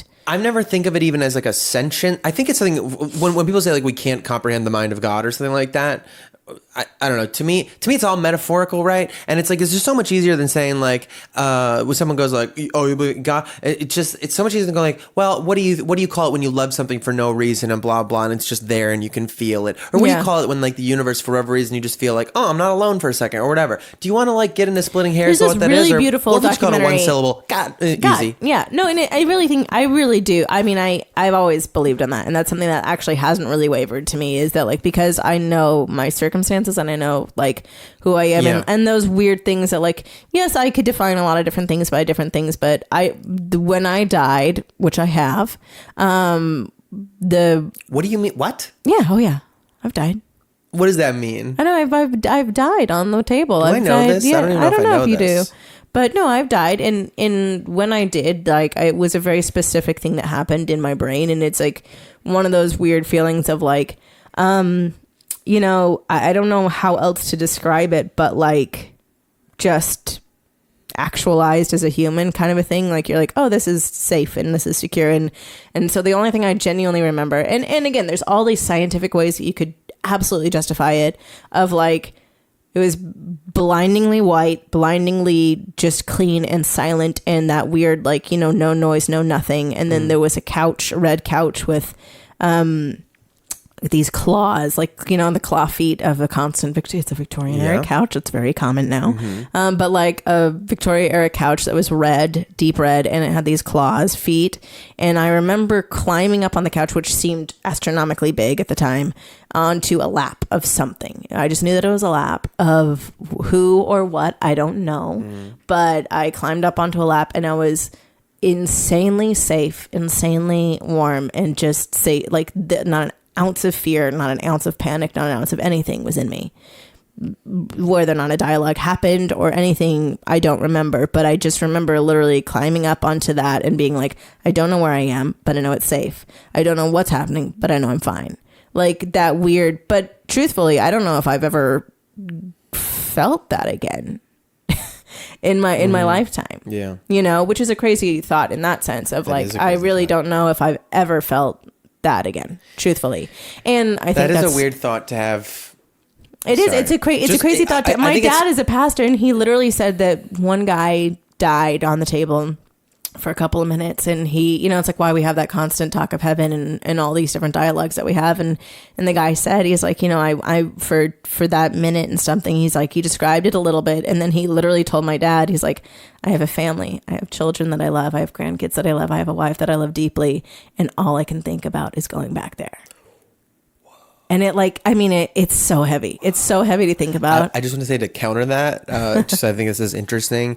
My mom had like a little brush with death earlier this year, like a couple of months ago.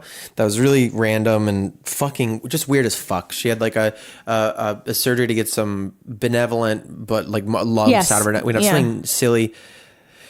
Whatever, silly, and almost died, you know. And always. She said that she was laying on the. She said she could sense the spirits or liminal beings, she described them, whatever, and that there was no sense of dread or anything bad like that, but that the next thing she said was she loves being alive so much. And I thought it was very profound and moving to me to think that when her spiritual answer faced with, it's okay to be dead. It's okay to be here. Yeah. You're fine. We love you. We're here. Was, I love being alive so much. Yeah. And I think that's really important. That's fascinating, because I think that would be a really hard, dark, scary thought to escape if you wanted to get back there so bad. Yeah. But also something to say, like, I believe that's valuable. If it's wonderful there, there's something here that is really, I don't want to get away from until I have to. I think that's why it's a constant that always comes up of like, it's not your time yet, or like that is so constant in a lot of storytelling of like in multiple religions around the world, of like, of it not being your time to go. And I truthfully think that is a part of it. I truthfully think that is like a deciding factor of things. Like what it is, I don't know, but it's like of that, like, hey, you have work to do still, or that literally is I was reading this whole thing about death, and it literally, like, it's a constant. It is in so many different levels of storytelling, of like 1700s to now, of like, Jesus Christ and all these different times, of like all these teachings of like when it's your time, what your timeline is, and what the time for you to leave this plane of existence and move on to another plane of existence. It's like, I think it truthfully plays such a factor. I have a weird kind of, it's not fate, like fate's not the right term for it. I think it's difficult for us to comprehend any of this stuff, because the same way, if it's possible that God has a sentience that is like ours or something like that. It's possible that we're just a simulation and other people are like playing a video game version of us or whatever. I think about it constantly now because I keep getting Facebook ads in my Instagram timeline. It's aggressive. Well, that's just your it's phone. Like I searched for one couch, and now it's everywhere. With clawed feet, it's all red. Oh God, all of it. That's what you're gonna start seeing now. Now you're really gonna be tripped out. It probably is, But no, I think that like the idea of a creation or something. It's more like, to me, it's not sentient. It would be more like gravity. Like if you could comprehend love as like gravity, or like just a law of the universe that is generally benevolent, or like leaning towards harmony. Yes, like the way crystal structures are created, or like fragment. Mathematical fragment. What's that called? Fractions. Fractals. Sure. Fractals. The way like nature tends towards a kind of harmony. To me, that is more of the thing. So then, that's when the God concept of it. Which then, to me, I think again, the way I think time is definitely all happening at once. It's just something we can't comprehend or envision. It would be like that. Like there's something that I have this weird belief about the New versus the Old Testament, okay? Where I believe that like the Old Testament's all very judgy, very fucking like kill your son for me and all this stuff, this vengeful God, right? Leviticus and stuff like that. And I feel like there's something in the metaphor of the two books, which was like, God keeps punishing you. God kind of throwing this inquiry at people of like, I keep fucking telling them not to do this stuff. Yeah. Why do you keep fucking doing it? I tell you not to do it. And kind of going like, oh, you think it's so fucking easy? You try it. And kind of God going like, okay, I will. I'm going to come down there and be Jesus. And then as soon as he is Jesus, as soon as he's in this dumbass body he built for us with all these fucking chemicals and shit, suddenly the message is like, oh, hey, just be nice to each other. You know what I mean? Hey, you know what? It's really crazy. It's really crazy. It really is. But like that thing of being like, that's us. We may have, I think we all have the spark of whatever God is in us, and it's all connected to each other. Yeah. But when we're on Earth or doing this 3-dimensional thing, we are just coming. We're just, just try and be nice. We are the if you stuck your finger in a glass of cold water and you were just feeling the coldness of the tip of your finger, and if we are just that. The coldness in the tip of the finger. The rest is... And the spirit is all the rest of the stuff. I mean, you're talking about like iceberg. Or the tip of it. And then there's all this huge no, I really do mean like the sensation. Where I'm saying like you're saying that we're cold tip in the finger. We're the nerve ending in the tip of the finger that is experiencing coldness. Sure. We have such a limited perspective of the larger organism we're attached to. Okay, I get that now. I understand what you're saying. Trans-dimensional sense. Sure. So the time that we spend here, we are the toe dipped in the water, being like, well, let's see what it's like in this 3-dimensional version of Earth, and being a person with an organic meat body of all these chemicals we have no say over, and how do we interact with that? And then the time. And then when you die, you're just leaving it and going back to whatever the big pool of golden energy Sims, that we're all attached to is. The Sims game that someone's playing. Okay, so your practice is dying, basically. Your common practice is dying, reflecting upon dying. Sure. That's very samurai of you. Thank you. They say that in the Hagakure. I think about it all the time. Well, because the idea of the samurai as like a role in society was that you don't exist. You only exist in service to a retainer. Ooh, okay. And that like that was you, Sure. body, and that like in order to be a functional samurai, there's this whole thing about like daily meditation on one's own death, Sure. envisioning being torn apart. They go very specifically, torn apart. I mean, that saying seems like a lot. Without that, you are incapable of action. They say because you're attached to it. Yeah. Anyway, I mean, I am attached to being alive currently. I am as well. I am attached to living this currently. Yeah. Because there's certain things that I still want to experience, so I feel like I have to. You know? I do. I have to. What do you want? What do you have? Do you have anything in particular? Oh, I do want to experience motherhood. I think I really, yeah, legitimately. I feel like less and less. Oh, that's such a fucking hole. I can't do it right now. You want it? I'll just. My piece of it is genuinely. It is such an incredible thing for a woman.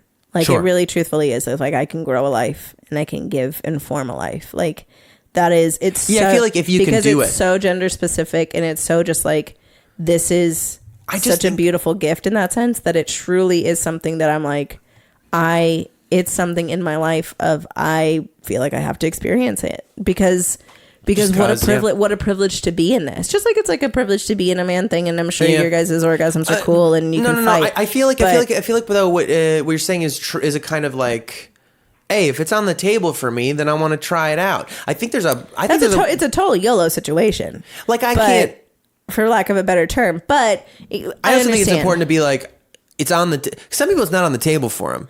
Totally. You know what I mean? And I don't think it makes them less like. Well, and some people no, woman or anything. I would never actually say that ever. But I'm just saying for me, it's one of those things of like, it is such an incredibly fascinating thing for me, and it's such a what a beautiful gift that I get to experience that in my one life that I'm given. Like you just grow it in there. And you just grow it in there. And you just have it, and you just and also like there's certain just that power of like. Yeah, there's a power thing that I genuinely want to experience, and also just that weird like gateway. Yeah, your vessel. My gateway. Who knows? Who honestly also the thing of like loving someone to that depth. That's a certain form of love that I genuinely haven't experienced that I truthfully feel like I need to.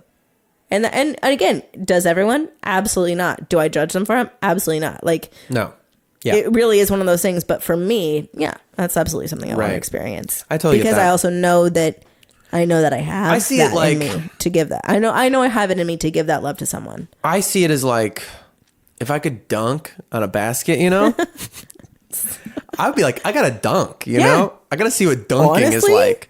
Totally. Look, I've been 6'8" with a 42-inch vertical. If you can dunk, I've been that way for 30 years of my life and just haven't dunked yet. You gotta dunk. I gotta dunk. Gotta see what dunking is like. I gotta blast a kid out of this thing. You know? It would be dope. It'd be really nice if you could just dunk a kid out of your wouldn't vag, it be? That's the only thing that scares me. But also Alley-oop. that fear really, I love that. Like that I is. do love that. There's I love the something idea of about like jock that jams in the challenge of birthing like room, you know?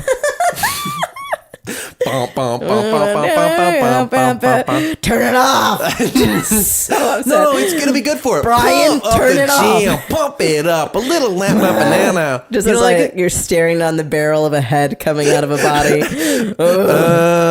Hey, turn it off. Hey, the nurses and the doctor can't help themselves. They just keep going. Hey. We're so sorry. You're doing so good. Push. All right, don't. Benny the Bull is there. Hey. That's exactly it. That's exactly what I want. No, I think it's perfect. Do that bit. I think it needs to be minimized. I do too. I really do too. Being so fucking precious about like, oh, I grew one in me. Oh, it's so beautiful. You only say that now, but you would be so if you could, you would be so exhausting about it. I would. You would if you could grow a life. You would be so I mean, Yeah, we it's would true. just. But as a result, I don't Then know. you'd be I don't on know. another plane, and we'd all be sitting there being like, "Well, for the love of God!" I feel we like- just asked you if you want onions in this salad. Like we didn't talk about anything else. There's no reason why you need to I tell feel us like everything. my whatever misanthropy I may have had at different periods of my life has started to manifest in just my feeling about kids. Where I'm like, I don't fucking care, dude. I don't. They got You enough of these will. goddamn things. You will. I went through a phase of that. I remember going through a phase in my late 20s of an irrational, like, I'm gonna get someone pregnant. You know, that was just I like. wonder if it'll happen as you get older. I wonder if there's something of like That'll happen again. Yeah. I was talking about this with my friend. God damn it, this is gonna be the longest podcast. sorry. But like I was talking about my buddy who I live with, my buddy Jason. He's like, we're guys in our 30s now who have both like dodged the dad Sure, bullet. yeah. And I love that it's a bullet. Keep going. well, there is a thing of we They're were putting an out inference of death, but that's fine. well. We just were like laughing about the idea that like, well, my parents are my age, they had 4 of us already, like when they were like 32. oh, I talk about this all the time. Yeah, Yes. and that like the dad thing of like dads don't give a shit about things, they don't care what they dress like, dad fashion. Which is on the same other end of it, it's also the weird thing of Dad like if the jokes. second he puts an ounce into anything, it's like what an amazing father, and Sure, you're like, yes. meanwhile she's literally Yes. like I'm cutting and bleeding for you, you know, Yeah, potentially It's like, dying look at he's just so you- holding, and Right. it does. It honestly also not to like consistently put that in there, but it does such a weird like the second I saw Delvin with like he held my niece as a baby, and he just like it was a natural thing for course. him. He didn't know I was watching. He was like kissing her forehead, and it was like a natural like it literally like that whole like my uterus and all that like it's a truth. It's a truth. lurched. It's a very it's an honest thing that happens within you Yeah. as a and that once again that's get just that. procreation. That's just like That your body. really is. That's that human I have- innate I have thing.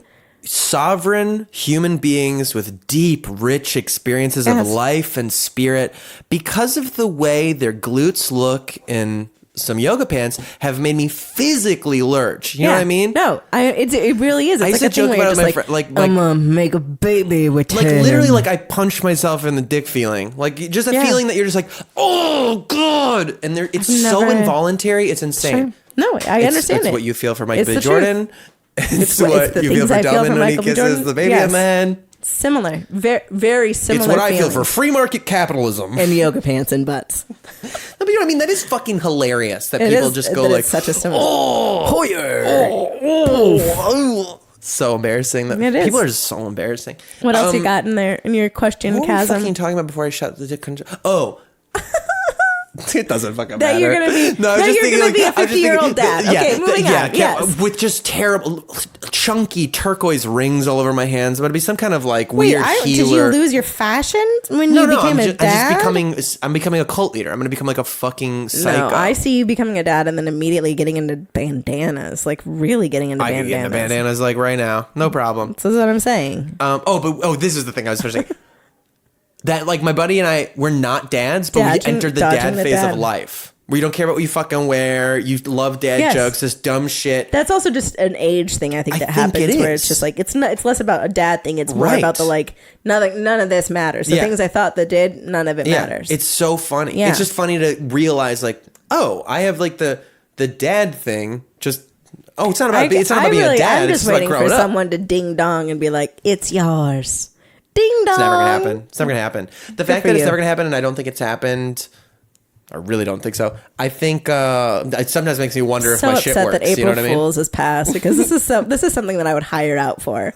This is something that I would have on. I would hold auditions. It's true. You could pick anybody too, because there's phases in my life that know. I would just be like, Yeah. okay, This is what I'm saying. I don't know. This is why I like would talking hold about memories, auditions. Alzheimer's, is things just aren't in your. I understand that desperately. I just think it's now. I just kind of envision the point is like the uterus. It's just like in the Matrix, the weird pods full of goop and stuff like that. It's like, oh yeah, real impressive. You got a fucking egg pod in there. Once again, if it were you, you'd be exhausting about it. I would. It'd be so fun to be exhausting. I've never. That is a character my that. body. Yeah, it's just There's the life. you don't know. Love. You just- We're all a chasm. Here's the thing: you just don't know You just until it don't know happens. until it happens. And I thought that would be you. thought That would be you. Here's me. It would be you. I know. You know, it the other would. thing is they tell you. Yeah, I've just done yoga through the whole thing, and I think it's actually Honestly, been it was helpful actually for really. It wasn't that hard of a pregnancy. It really wasn't Did I eat rotisserie chickens over a sink? Absolutely. all the time.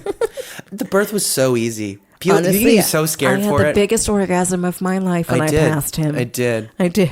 It was just like when it finally released, One everything released. of my best friends just gave birth about a month ago, legitimately, and she's unreal as a human being. She's one of those people that I've always just admired in every way. She's a female firefighter. I'm a female hotshot, which is like a different level of like badass bitch. She's the one that like finds out what the highest time is and beats it by 3 seconds. Love it. She's like one of those women. And when she gave birth, her husband lied to her and told her that it was too late for an epidural because she had wanted an epidural, and he lied because he was like, I know her. She'd be so pissed at herself if she didn't do this naturally. She'd be so pissed at herself if she didn't come this far and do it. She did it. And she did it. And she was like squatting, do you know, or in water or something like that? No, she said she did. She absolutely got up. She absolutely was like, I have to get up. I have to like move. She said that was the biggest challenge. It really helps though, apparently, to walk around. There's a beautiful documentary about that's what I'm gonna do. There's a beautiful documentary about when you have a baby. I'm going to do it the way that we did it in the Garden of Eden. You know what I mean? I mean, my friend Juliana, I watched her literally squat into a bathtub and pull her child out. She was also a doula, but it was one of those moments where like, it was me and 4 other women, and we watched her do it, and it literally like there was a silence that took over, and all of us just went. As she literally was just like, totally. And just like the guy who this child got out of stuck in herself. the rock and cut his own arm off. Don't give a fuck about that. No, pull a baby out of you. Yes, that's what I want to see. Beautiful. I want to see that movie. I'm ready to give that If you made a movie called, if you made 127 hours and it was just called Birth. one person pulling a fucking baby out themselves. I'd love that. Also, it's something that like we don't see. It's not nothing that visceral happens that often. Like you see, like we've seen The Accused. There's been all kinds of rape scenes, but like where's the like aggressive birth scene of like where you're fucking your perineum, your taint rips, staring down the bottom of the barrel of a 10-pound kid coming out of you. Oh my god! I now want to make a very European movie. Yes, that's literally about a person. The first hour of the movie is them in the final stage of game when they're alone and they pull the baby out. And they ripped all their shit up and there's poop everywhere. And then the second half of the movie is them like trying to wrap the baby up and then stitching up their shit again so they don't bleed out. I mean, it's very European. Dude, also, technically, they always say that if you're doing it the right way of really honing your natural, you tear more when you're on an epidural. You tear more when it's not natural. I feel the body knows. If you got just some gorgeous actress to do this, you could win an Academy Award because people love. That's right. Yeah, if you get somebody who's like, oh wow, she could be so hot if she wanted to be, but she chose to be ugly. People are like, what a brave choice. But hear me out. What if that was part of the job? Is like instead of like those people gaining weight for the roles and all this for the role, she got pregnant for the role. Oh my god, that'll get you a fucking Oscar there. Like like Boyhood or whatever, where it was like over 12 years you got to see it. It's like, what if this is it? This is the 9-month movie that you get to watch. It's just called culmination is literally her miracle. I mean, I hate that. I know, that's why it's so bad. It would win a fucking Oscar in a heartbeat. Birth. It's called Birth. You're just gonna call it Birth? Yes. I thought it was because the miracle of birth is kind of the joke. No, it's Birth. What about I rip my taint? What if she doesn't rip? You're going to be so upset if she doesn't rip. Or I rip my taint for you. I just don't know if it's going to have really Oscar bad. power. Sorry, you're right. I just don't think. That's the European version. Think about, like we have to sell this thing. Taint can't be in the title if we sell it. I think you're right. I think Birth is just, I think it'll just be Birth. Just Birth. Hey, everybody, I just thought of a great title. Okay, it's Birth. Take your next question, ma'am. Fuck, dude. This is maniacal. All right, we'll try to go quicker. Something cheesy that actually inspires you. Oh, quotes. Like what? Like literally just if you got one Blessed of them. Are the cracked, for they let the light in. That's great. What is that one? I love. It's supposedly Groucho Marx, but I've seen it akin to a lot of different people. But I think Groucho Marx is the one that originated it. And it's Blessed are the cracked, for they let the light in. I love that one. Comparison is the thief of joy. I mean, I love that one. I saw it as a meme, but it's like that Japanese pottery one. They say is like they fill the cracks in with gold. Yes, good stuff, man. No, it's cheesy. All those cat hanging posters, love them. They inspire me on a constant level. I love it. It's cheesy. I wrote a lyric for The Fourth Door that was like such a funny thing the way we keep our hearts unbroken when that's the only way to see what's inside. It's true. Something like that, you know? Absolutely. Like you're right. That's a great another one. quote of like sometimes God calms the storm. Sometimes God calms the child and lets the storm rage on. And it's really beautiful. Good. That's really that's one that it's like sometimes God calms the storm that goes on in your life, or sometimes he calms you and lets the storm rage on. It's really good. Beautiful. Things like that, cheesy quotes like that, can't get enough of them. I feel like those are really good ones. I fucking like those too a lot. Yeah. Just saying. Okay, this one's my goth question. What's something Great. really dark about you? Oof.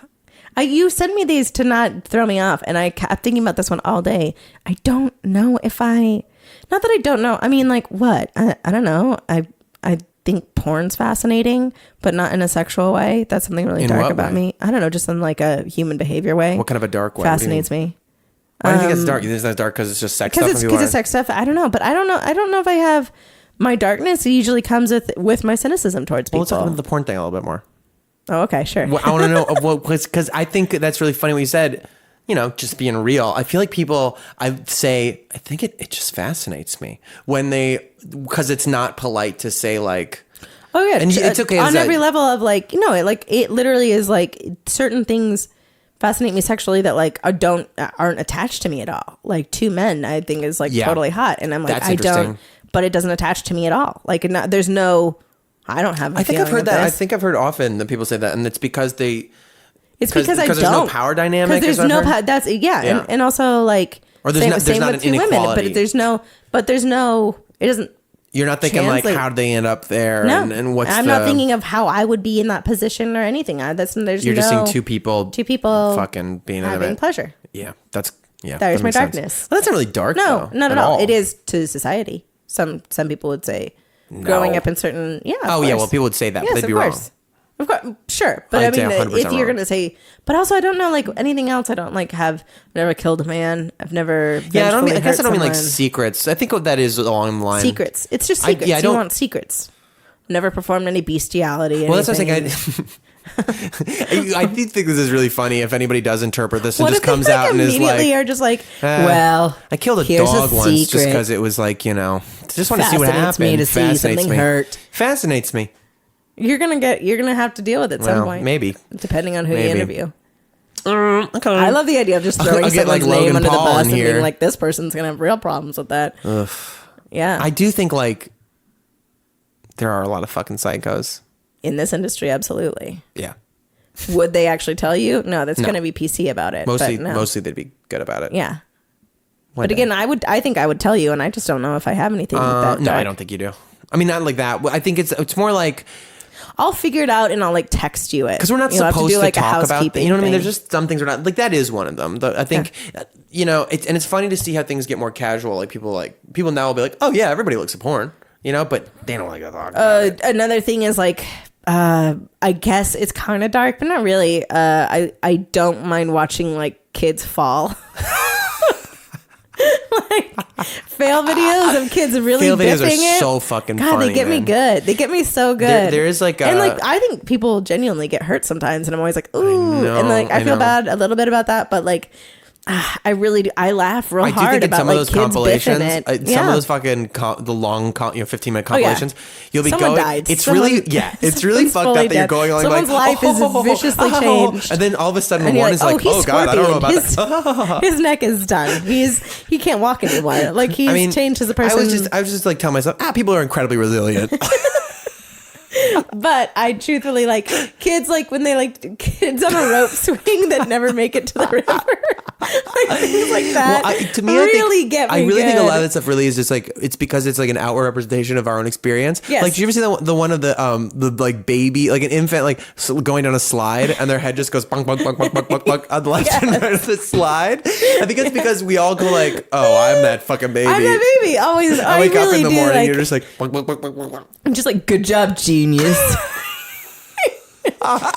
It's such a place Yeah, like of- the kid is stupid. Like he's 2 years old. You're like, you're so He doesn't fucking know- dumb. Or just that You kid that can't like is even ride a walking slide. on the log and like falls and hits his crotch. And I mean, I don't know why, but it Did really you see that does one on it. Twitter? It's like pretty recent of the little kid. He's like pouring himself a glass of juice and then he Yes. spills He it. just spills it. He's like, And then he's like, I have to clean this up. And then he walks back, and the way he just like falls, he like slips, perfect like vaudeville like a slip. cartoon. Yeah, and he just the way he gets up and just goes, I have to clean that up.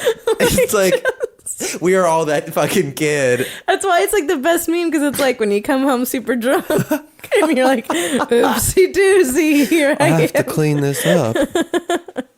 Oh my fucking! Yes. Oh my god, we're doing this for a long time. Okay, I told you.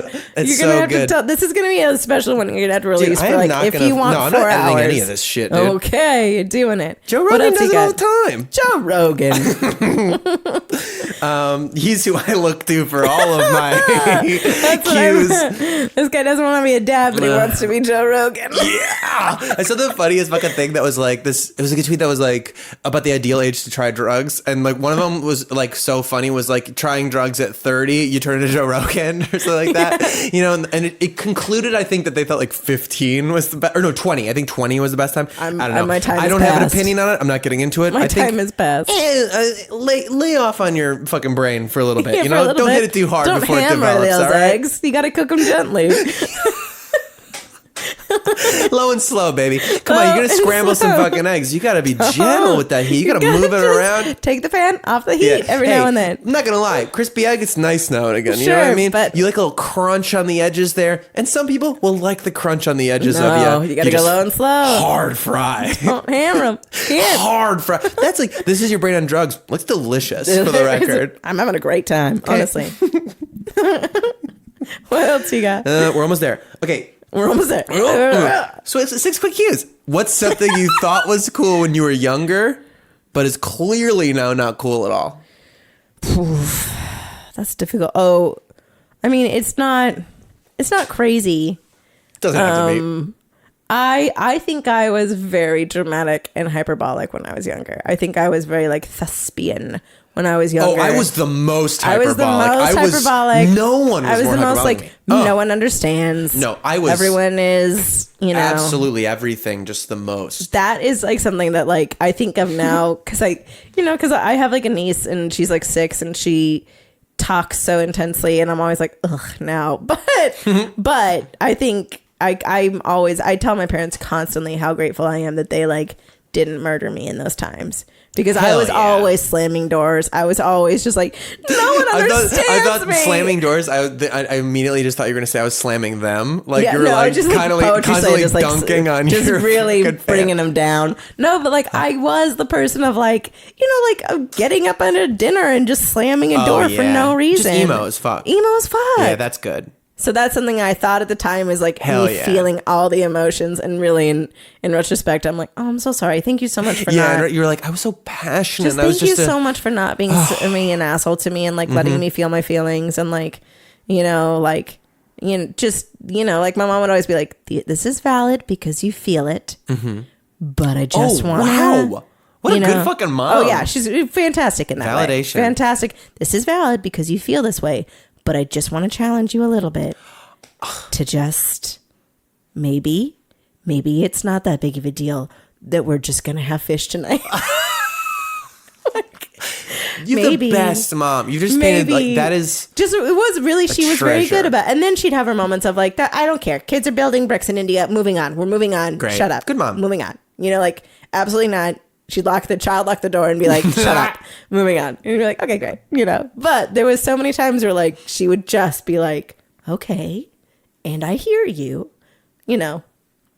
That kind of a mother. fucking good momming. Good momming. Good daddy, good momming. Good stuff. They're good I good was people. so worried I would be overwhelmed by just exhaustion when I had a baby. Sure. Just I would be so tired. I was so- I'm transformed. And then it was here, and I'm the patience never ends. I do love just a my well favorite of people love. in my life are like my friend Tessa is a phenomenal mother of 3 children. She's a fantastic mother, and I love her so much because she's so violently candid about it. Where she's just like, he That's thinks so he's cool. funny, he's not funny. Oh, that's so she's so good. good. She would never say It's it to so his good. face, but she's so honest and so brilliant about it. It makes me so happy. I love that because She's the they're first person little to be like, people. oh yeah, she's like the first person to just be like, ugh, like he's such a perv, and I know he's a perv. He's gonna grow up to be such a perv. Yeah. She's like, I'm trying my best to make him not a perv, and he's just gonna be a perv. Good luck, mom. Like literally, she'll be he's just gonna be a perv. I just Yeah. know it. I just know that he's gonna just be a perv. I'm Yeah. like, good for you. She's like, I'm working really hard to make him know that consent is a real big deal into this, but I think he's just gonna be a horny pervert for most of his life. He's just gonna be slopping that hog around. She knows it. She does, and she's so transparent. It's one of my favorite things about her. Right. All right. Well, okay. What's the 6 last quick cues. gorgeous thing you saw? Ooh, Iceland. Oh, just that's a good fucking answer. Just a whole fucking Iceland. country. It was a whole every turn was the most breathtaking thing I've ever seen. Also, I love being challenged in my ocular way of life, of like not seeing things I've never seen before, sunsets I've never seen before, things. And it really was one of those where, because it was so snowy, it was so, beautiful, and it was such a diffused light because of the cloud cover constantly. It really was like, I haven't seen things that beautiful in a very long time. I felt like I was otherworldly. I felt like I was on a different planet. Yeah. And it was like, there's, Black Sand Beach and all these different things. And it's just, the people are kind, everyone's kind. And it just is very, very ethereal, really, truthfully. It was very just like, I really felt like I was on a different planet. Time was slower. This was different, because it did challenge things about me a lot too, of like, I was tired because of jet lag, and because there's only like 5 hours of daylight, and all these different little things that genuinely challenged me, that I think that was a real Iceland. I want to go there. My friend just went, I think, to Copenhagen. Yeah. And just, I have no sense in my head of like the Nordic, like what they are. But I know that I want to go see some of them. Also, I think you would really thrive there. Like Del and I literally left there. It was the first place I've left in a very long time that I miss. I miss hard. And it's weird to only be there a certain amount of time and to miss a place. Yeah. I miss it hard. And also like, so cool, we were there and we're like, oh, I could live here. Like I could give up awesome. everything and live here. I could just throw everything behind me and live there. That rules. And like live and bake bread and make children and like grow earth things and have horses and live. I could do it. Not a problem. Dude. Okay. Iceland. Put it on my list. That's the last gorgeous thing I've seen. Then the six quick cues is, do you think farts are funny? Yeah, big time. Guess that answers that Farts fucking are shit. tremendous. I think the placement of them is so key. Two, yeah. I think most farts are funny, like from a big tuba fart to like a I think those are the ones that people find the funniest. No, because Delman toots every single morning. Every single morning he rips a fart. And it makes me laugh most mornings because it's just like such a good morning brap, and it's just his little body figuring out how to wake up. Yeah. It's just his body figuring it, but it makes All me the laugh little every bacteria single in there time. just Because gassing his up all also night. sounds like someone is like doing a like bwop, bwop, like it's like such a butt bwomp. That's that tremendous. it makes me laugh so hard. I also think it's I love sneak farts. Like I love laugh farts. I think those are my favorite, is when when people don't expect it.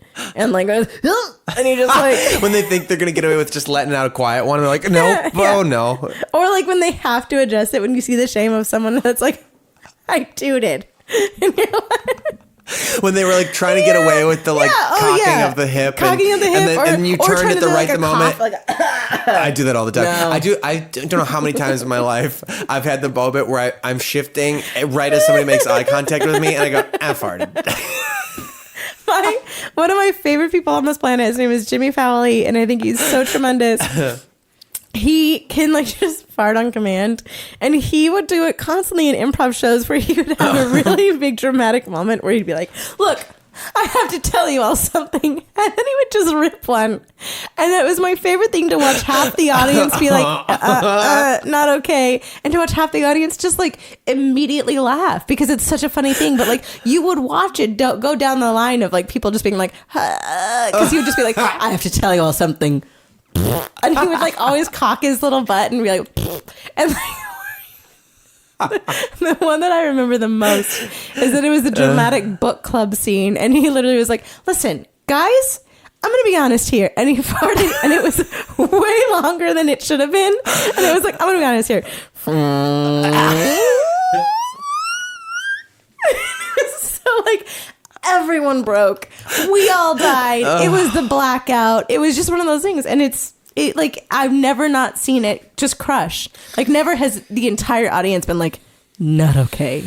Like everyone's like there's more than 51% are always like you farted. It's great. Fuck, I think good. they're fantastic. That's a good ass fucking answer. I really okay, we're almost there. Okay, those are the 6 quick cues. This is a wrap up. I know it's 6 quick cues. It's actually kind of 8 cues, but it doesn't matter. You got a self-care that you'd like to share, or any self-care that you recommend people try out? Ooh, actually, I am, because I just recently got into it because I've had bouts of insomnia because life hits hard and my brain goes at 900 miles per hour. So my sister taught me this a long time ago, and then I denied it for a very long time because you forget things sometimes that work for you. When you're going to bed at night, you set on yourself on a little cloud. And you take all the problems of your day. Oh, like envisioning. Like envisioning, yeah. It's envisioning. Take all the little problems of your day and you put them in like a little box and you like write that thing on the front and it's like, okay, rent is stressful because whatever. Put it in a little box. A little cloud comes up to you. You place that little box on a cloud and you'll send that little cloud away. And then starting to do that more and more. And the focus of myself has been to try and not unpack whatever's in that box, to try and not be like, why is that stressful? Oh my God, blah, blah, blah, blah, blah. Oh, well, I do have to email this person back. And oh my God, oh yeah, but like to literally just be like, emails, pop it in a box, send it away. And it has helped me so much. It really, really, like I got right back into it and it really has helped me in that sense. Somebody in a meditation like learning thing a long time ago, someone told me like about thoughts. They said thoughts that like come into your head when you're meditating or trying to clear your mind. They said they're like horses, like just don't ride them. They're like let them ride. They can ride through your head. Oh, I love that. Just don't hop on. Bye. Which is like the thing they said was like, yeah, because a thought leads to another thought leads to another thought. Because it does like, and then you're like lost in whatever sea that is. And if you just observe it, the first thought you're like, oh, that's a thing I'm thinking. It's just like, oh, okay, so it's not just about emailing blank or this and then this email and oh my God, responding to this email and oh my God, I got to re-email that person back. And it's like, oh, just we take all the emails, put them in a box, send that little cloud away. The box is so good. The box is really good. And like really like seeing it. And then you can even do the visualization of like, sit there on your cloud and see all of your little boxes out in the chasm, of whatever the sky is and whatever. And just keep unpacking, because it also does make a weird awareness to me of like what actually is a problem and what isn't a problem, like what is stressing me out and what truly is keeping me up at night and what isn't. So that's something.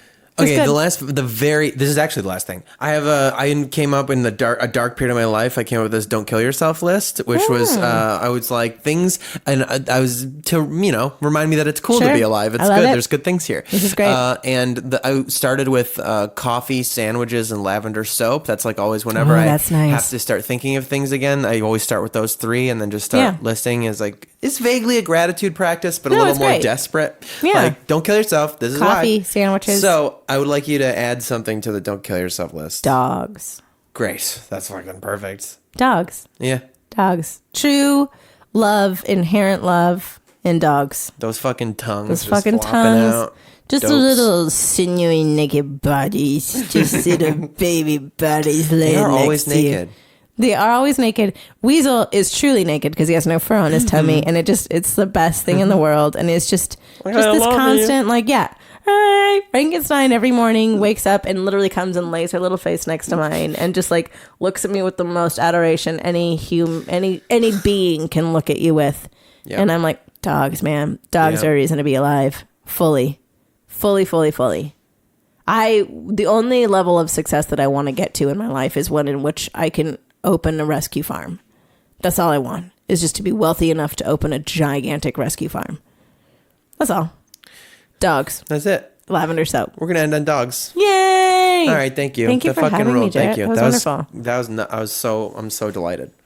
Do you want to tell people anything? Check out the fucking Valley Folk. Yeah, obviously. that's it. Check out the Valley Folk. If you don't already support that fucking Patreon, get over there. It's a great one. Follow everybody. Hilarious. We're making money moves. I love everybody involved in that project. I know, me too. I really do. It's a group of 4 of my favorite people, and it makes me really happy. When you guys first announced it, I was like, that's thrilling. Yeah. It's truly it's some of my favorite people on this earth, and that I think that's why it'll be a wonderful thing to do, is that we all genuinely love each other and care for each other.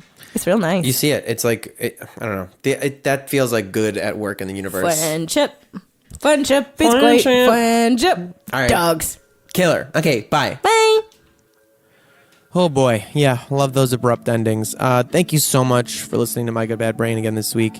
If you dug this, check us out on Patreon, patreon.com/mygooddbadbrain. There's some little rewards and stuff there, different tiers, including more of me. I'm going to go do a little, some thoughts I have about different causes of depression and things I've been thinking about this week related to inflammation and other bodily causes. And what else? Oh, I'm going to talk a little bit more about a thing that came up last week with a listener about privilege language and words like related to the word tribal and tribe and things like that. I'm doing clumsy about it, but well, that's me. I'm clumsy. So if you're interested in more after all of that, check us out. And also, reviews make a huge difference. Please, if you dug this, consider leaving a review on the iTunes page. Yeah, I think that's it. See you guys next week. You're amazing. Thank you. Bye.